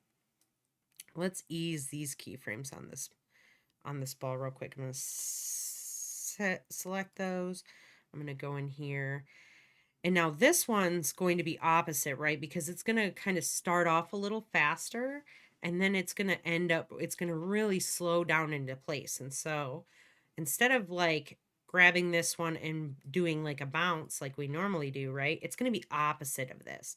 And so we want it to move out of this first keyframe, ease out of this first keyframe a lot faster, because that's going to be more of like where the peak speed of the ball is. And then it's going to slow down into its resting position. Boom. Nice. That's a nice, easy, smooth roll that ball is having there. Boom. Hits it. Boom. Hits it and slows down. Now we can add anticipation to this. You guys remember anticipation when I spoke about it during the 12 principles of animation? Anticipation is an anticipatory move that happens before your main action, right? So think of like the baseball concept, right? Before you're going to hit that baseball, you don't just swing the bat and hit the ball. You come up to the plate, you bring that bat up behind your head, you're rocking that bat back and forth, and then before that ball comes at you, you lean backwards and then you swing your body into that swing to give maximum impact to that ball when you hit it, right? And so we can add anticipation, an anticipatory move to this projectile so that the projectile gains a little bit of momentum and then shoots out into hit that ball. And we could do it without adding any keyframes. We're going to add overshoot. Now, this is an appropriate place to add that overshoot that I've been talking so much about. And so what you want to do is I'm going to bring this in here because this is our first keyframe, and I'm just going to bring this curve above this our first keyframe here. And so what's going to happen now is when I do this, the ball's going to go back first and then it's going to go into its move.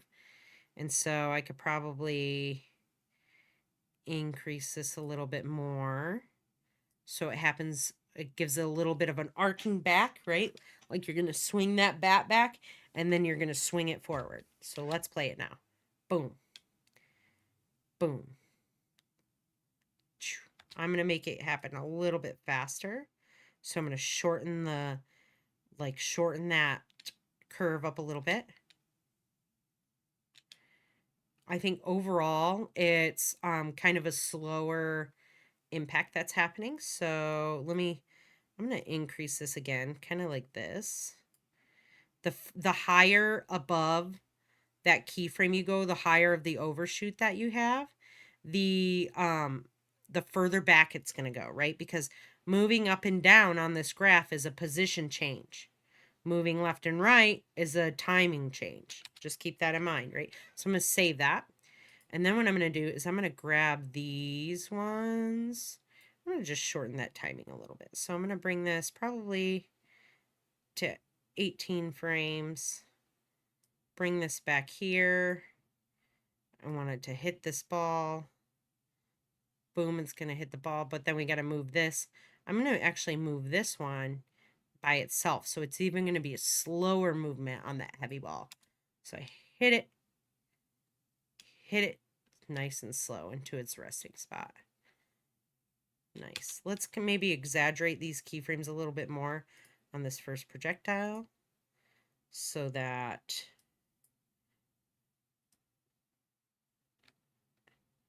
it's a little bit faster. Nice. Cool. All right, that one looks good, right? We can add that echo effect to this to make this ball look like it's got kind of some stretch adding to it. So I can just go over to, let me get out of that view.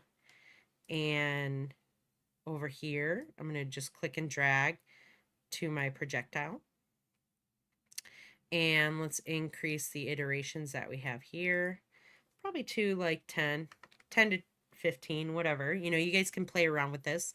Let's composite it in the back so that it's behind.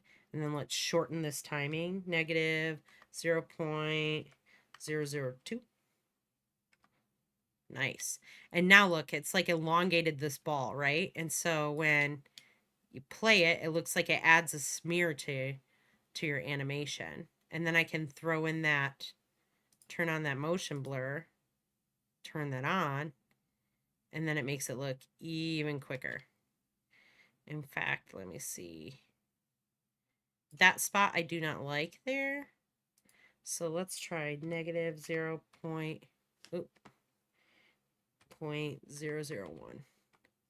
Let's tighten up that timing just slightly. There we go. And it happens so fast you can't see the separation of the balls happening. I'm just going to add, I'm not going to add that to the heavy ball. I'm not going to add that echo. And the reason being is because it's not really moving fast enough. I can add a little bit of motion blur, but I don't think it's really going to do much considering the ball moves so slow. The motion blur is okay. I would just leave off the echo. In fact, I think I added it to the wrong one. Let me see. Here we go. Projectile and then to the... Ooh, look at that. Now this bad boy is going to... Yeah, perfect. I added it to the wrong projectile in the first place. There we go. Nice. And so we're going to have a similar thing happen here, right? But when this projectile hits the light ball, this light ball is going to just fly off screen, right? It's going to go really fast and it's going to be gone. And so let me just kind of close this down. Let's take our projectile 2. And we're going to do the same thing. We're going to hit the position keyframe. We're going to separate dimensions. And we're going to keyframe the X position. I'm going to drag this layer down below the secondary ball.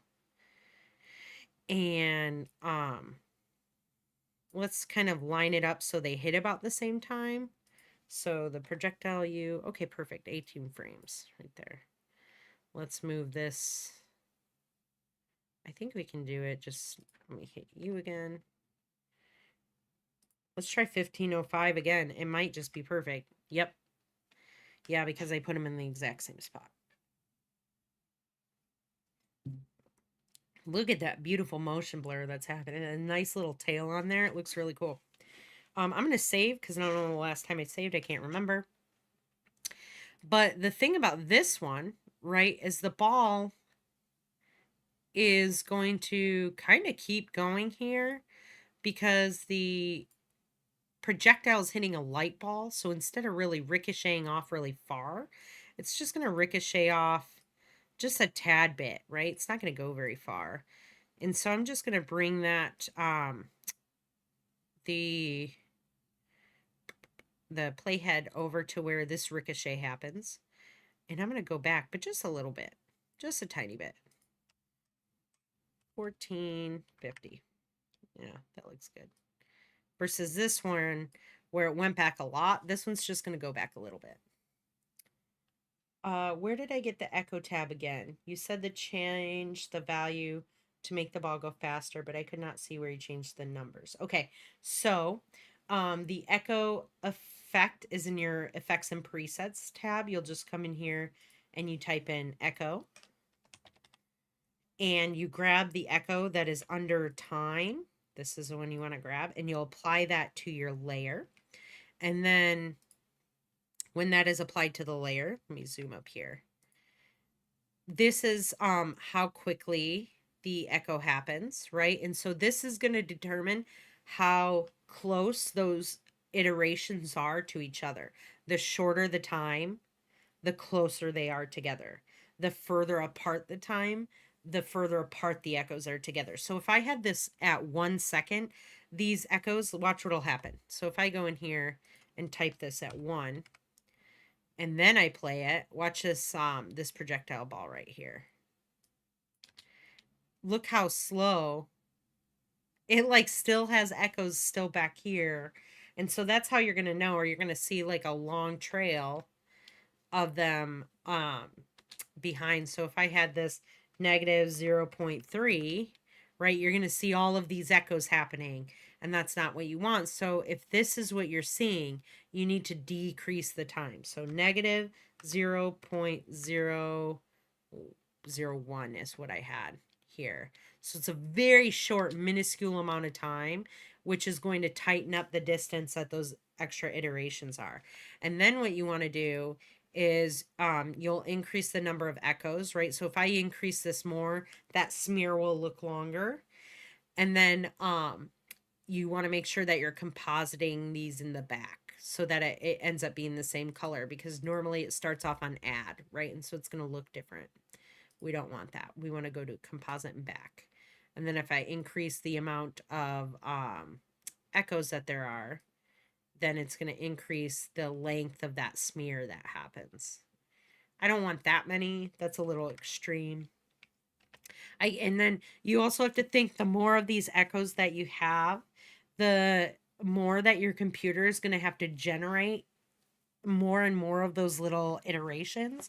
And so it's going to work harder. So it's going to take a lot longer to, it's going to take longer to render. But this tab automatically should pop up when you throw an effect on a layer. If it does not, it is just, you're normally in your default project tab. It should just be right up here for you to click. If you can't see it right up there, you just click this right here and it'll show you what's in this panel area, what's nested in this panel, and you'll just click on that there. And then if you still can't see it, all you got to do is go to Window and go to Effect Controls right there, right here. And it'll show you, that way you can control any effects that you put onto your animation.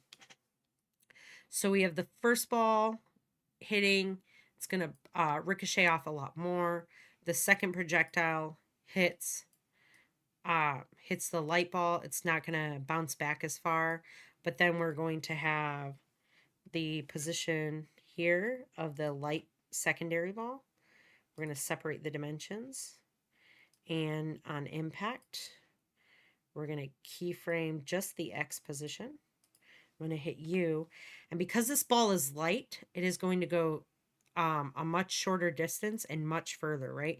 And so I'm only going to bring this, the playhead over to where the ricochet stops, and I'm going to shoot this off screen. Like, I want this to go off screen like a decent distance. Let's put in here 2,000, a little bit more than that, 2,400, not 24,000, 2,400. And now it's like fully off screen, right? If I zoom out here, you can see that thing is gone, right? And so we want to, let's go ahead and ease these keyframes here. We're going to go in here and do the same thing. Again, it is a bounce, so we're going to bring that up. We're going to zoom in here.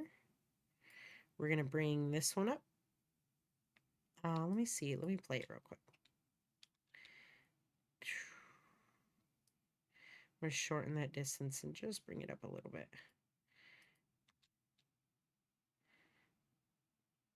There we go. And then, so that one looks good, actually. Kind of nailed that one right away. Let me do this one. Bring this here. So they look about the same. And then I'm going to save this. So I've got my projectile hitting the ball. Having it similar to this projectile is okay. You could even copy paste it to make it quicker. But the secondary ball position is what we want to make sure that it is eased appropriately so it looks really fast, right? Because it's going to happen really fast here. So we want to shorten this like this. And we're going to even shorten this one because we want it to happen really fast. We want that ball gone, right? And so here it's easing out of that initial keyframe right here. Oh, come on. This is your starting position of that light ball, and it's going to zoom out of that keyframe. It's going to extremely quickly move out of that resting phase, and then it's going to slow down eventually way off screen, right? We're not going to see this part happen. We're just going to see this ball just fly right off screen, right? And that's the important thing. So making this curve look more like this is going to make it much more exaggerated looking speed because it's going to go flying really fast. It's a light ball, right? And so I just took the Bezier handle of this keyframe, the last one, and I just shortened that up so that it happens, so it slows down very quickly, you know? So if I go in here, come on, let me get out of this. Escape. Get me out. Okay. If I increase this even more, right, because I can, even more, it's going to go even faster. It's just fully gone. And so now I'm going to save this, and I am going to add motion blur onto the secondary ball, right, so that when I go into here, zoom back out, it's going to hit that, and it's going to look even faster, right? And we can even add that echo effect, come up here, copy, and we can paste it to our second projectile, right? Control C, Control V. And we can even paste it to the secondary ball because this ball is moving ultra fast. So we want to see that going flying off the screen. But it looks much faster, right? So it looks much lighter of an impact that's happening here. Let's add the motion blur to that projectile ball as well. I'm going to save all of this. And then, so Keith, kind of your question on like how long each one of these scenes are, it's just going to depend on how long it takes for everything to kind of happen in each scene. But I did this in 15, like it's like a 15-second video. I mean, it's very short, right? It's going to be, longer. It'll probably be closer to, let me see here. Bring this impact scene in. Change the color here. Drag this out. Right there. So then if I go from one frame to the other, it switches. Done. Right when that other ball is done is when I can really kind of, I'll just cut this off at 3 seconds. And the reason I'll do 3 seconds is because this ball is already done moving at that point, right? And then I can fade this composition out to nothing, right? Into a black background. And so it'll almost be like this composition fades off screen. So I would just create a new solid. And let's turn that solid black. And I'm going to just throw that below here. And then what I'm going to do is I'm going to go in. zoom in here. And once that ball, so it's gonna, ooh, I can even move that over there. Kind of once that ball stops there, this is where I'll start to fade off. So I'm going to take this opacity. Actually, I can copy it from there. I'm going to go to the impact scene. I'm going to hit T for opacity, and I'm going to select that opacity transform property, and I'm going to paste that there so that and I'm going to actually move this over to here so that it fades off to black. And then I can hit N and trim this composition down, my main comp, trim comp to work area. My whole video is less than 20 seconds long. And we can see if this works fine. I have Keith asking, okay, that helps a lot. I just been trying to follow the instructions and as close to the letter, so I wasn't sure. Yeah, I mean, like, as long as things are on screen long enough for our brain to process what's happening, right? So if I play this whole thing, motion design principles, that could even be shorter. That's kind of long, right? So I would probably undo that. Let's see. Motion design principles 1, 2, at 3 seconds is where I would probably actually bring this in. Bring that in here. And then I'm going to grab all of these subsequent layers here.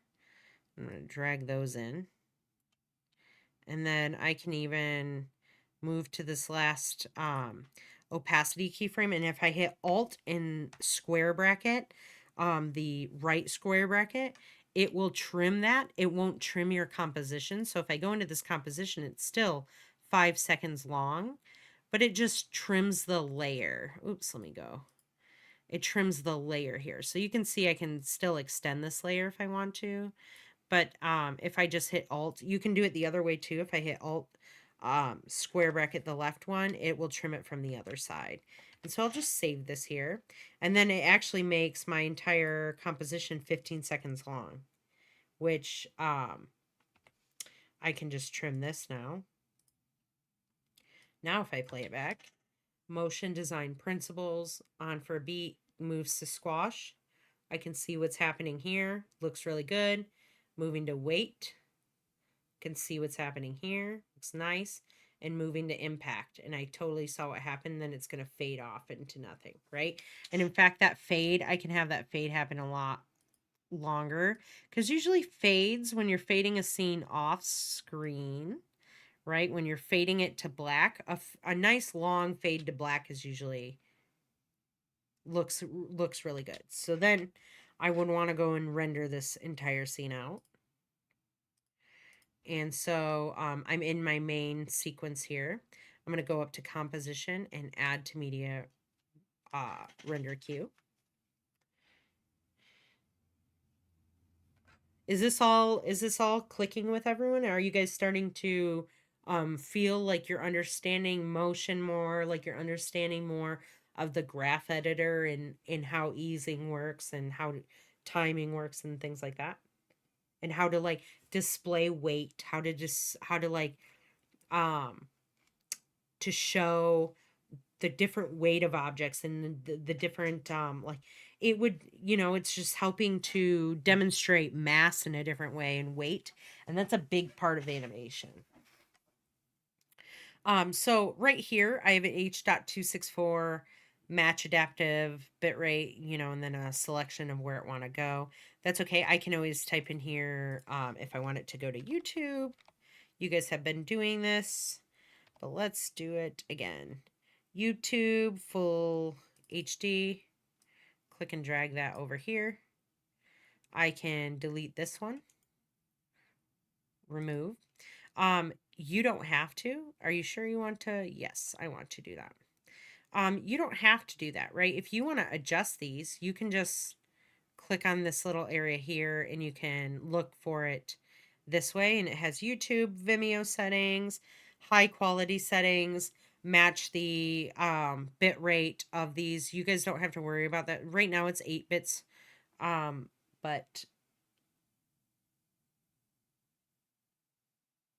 yeah, the graph editor, The graph editor takes a long time. I think that is the one thing that takes students the longest to really grasp the concept of.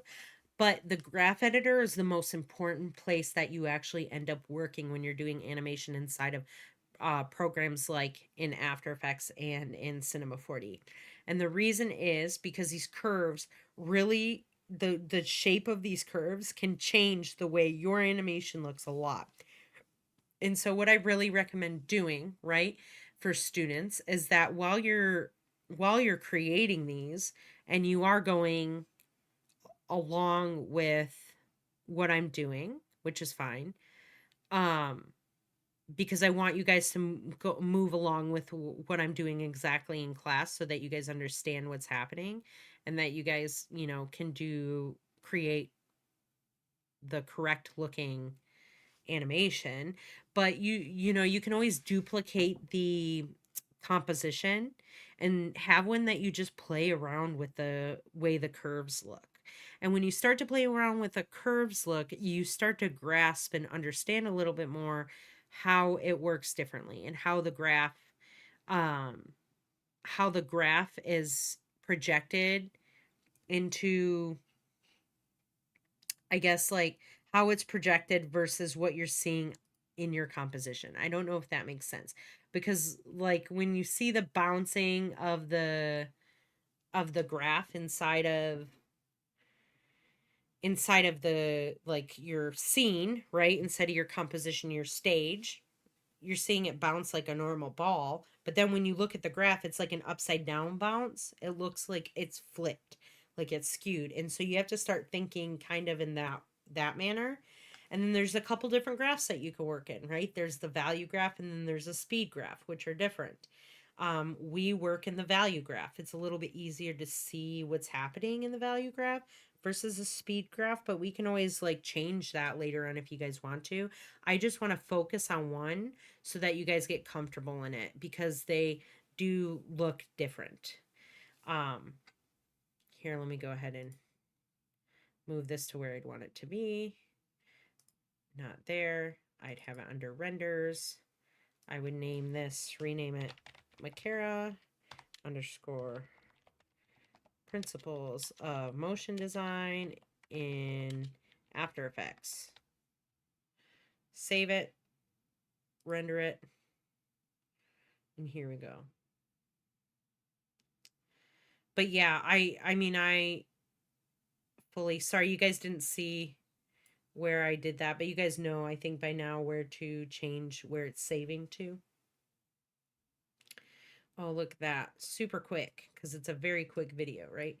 I just changed, this is just where the file location was. I'm going to click on that. It's going to open the file. And if I click here and play, we can watch the video over.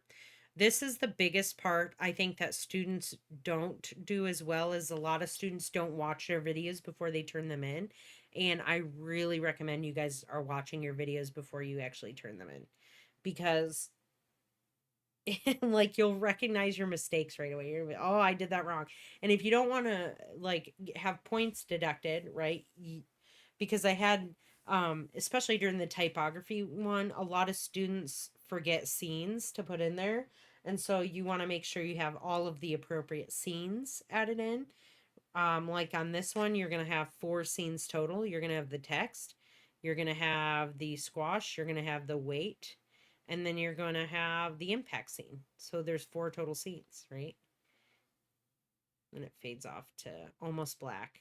Ooh, I would probably, you don't want this to happen. This is exactly why I say you want to watch these before you turn them in, because what I would have done here is I would extend this. So Control K. I'd probably put this to 16 frames or 16 seconds. Move this in.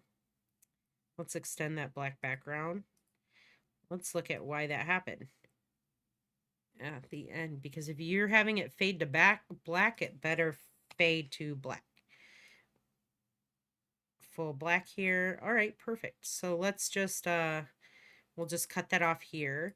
And then what we can do is we can leave the entire timeline at 16 seconds, but we can just bring this over here, fading to full black, and right there we'll just hit N on the keyboard to trim the work area.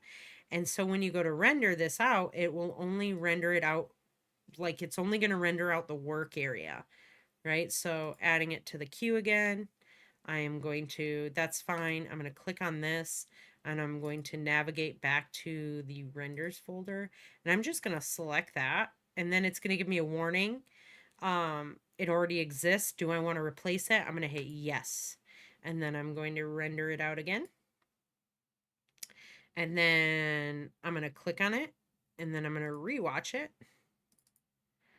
And it better fully go to black at the end. There we go. Now it's at black, right? Because you want to make sure if you're going to fade out to black, it fades out fully to black. And then I can close this down, save this, make sure you save your work. Always save your work.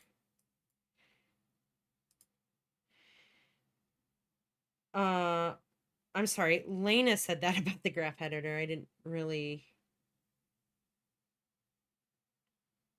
realize that. I'm sorry, Lena.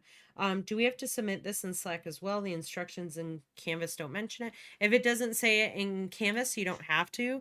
It's good to submit it into Slack anyways, so other students can see your work. And that way, if they have questions, they can be like, hey, how did you get it to look like that? Can you share what your graph looks like?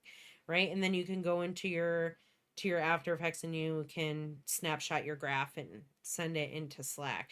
That's the other thing I want you guys to start doing is to building a community of other motion designers, animators, graphic designers. Doesn't matter what your field is in, just start building that community, because connections are where you're going to find jobs. They're going to where you find work if you're freelancing on your own.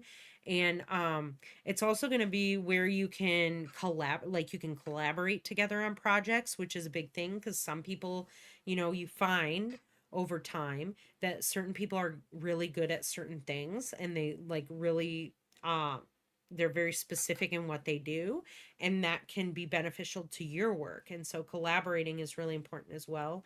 But not only that, you have people to bounce ideas off of, right? Say, hey, I have this idea, but I'm not quite sure how to execute it. And then someone can jump in and be like, have you tried this? Have you done this? So building that community is really what I kind of want you guys to do. There were a couple people that I went to school with at GCC that I still talk to, who are working in the field today. And so I can't tell you how important it is to especially build that community, because we're online right now, right? So we don't really talk to each other. I think talking online obviously has gotten much easier and more relaxed since the invention of the internet, when chat rooms and stuff, because I mean I grew up with AOL, like chat rooms, like the internet doing dial-up, all that craziness. I grew up during that time, so it was like less comfortable meeting people online and like talking to them, but now like you can build that community online, which is great. So but okay guys, I'm gonna cut class now. We're gonna go over the Real and Surreal projects probably on Monday, along with the participation questions. And then we're going to talk, hopefully by then I'll be able to introduce the principles of motion design inside of Cinema 4D. Lena, I haven't forgotten that question about that rug. It's been driving me nuts, and it's just because it's a UV mapping texture. And so, I mean, you would have to learn how to do UV mapping in order to use that material. But that rug thing, I was like, is there any way you could it's just it was driving me nuts, but it has to be UV mapped to a specific shaped object. If you still want, I can still make a video on that and see if I can get it to work. And then hopefully on Monday I'll be able to introduce the Cinema 4D thing, and maybe I'm going to see if I have time this weekend to try and maybe introduce Redshift render and some of these other materials that we haven't worked with. But I have to learn that stuff too. So in order for me to regurgitate that information to you, I have to do some research. But I hope you guys have a good rest of the weekend. Gosh, it's already Thursday. Enjoy your weekend. And if you guys have any questions, let me know. But the date range of this project is, let's see, what do I have for the date range on this one? Due dates. Due the 25th through the 2nd. So you guys have a week to turn this in. And I think that the date range works better for you guys. Some students, don't necessarily have some students who are in athletics and some students who work full time, and so I think having that date range is easier. Do you guys like that versus like a hard due date? Let me know before I close this. But make sure that you're going through this criteria, right, before you submit it. You can use either the balls, the 2 projectile balls, or the hammers if you want to. The hammers are also shown in this one right here, or this impact scene right here, the light and the heavy impact scene, where I do both a hammer and a projectile. And then the squash and stretch, one is using the transform properties. The other ball is using path animations, and they have motion blur applied. Like, these are the big things. The motion blur sells that speed. Typography, things are formatted properly, undistorted, approved fonts. Composite all the scenes together. In fact, I should have 4 scenes here. Let me update this.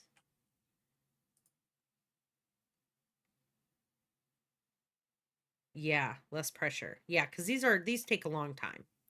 I agree. I'm going to update that rubric to say 3 scenes in title scene. But yeah, okay, you guys. Well, I will talk to you later. I hope you guys have a good night. Let me know if you guys have any questions, and have a good weekend. Bye, guys.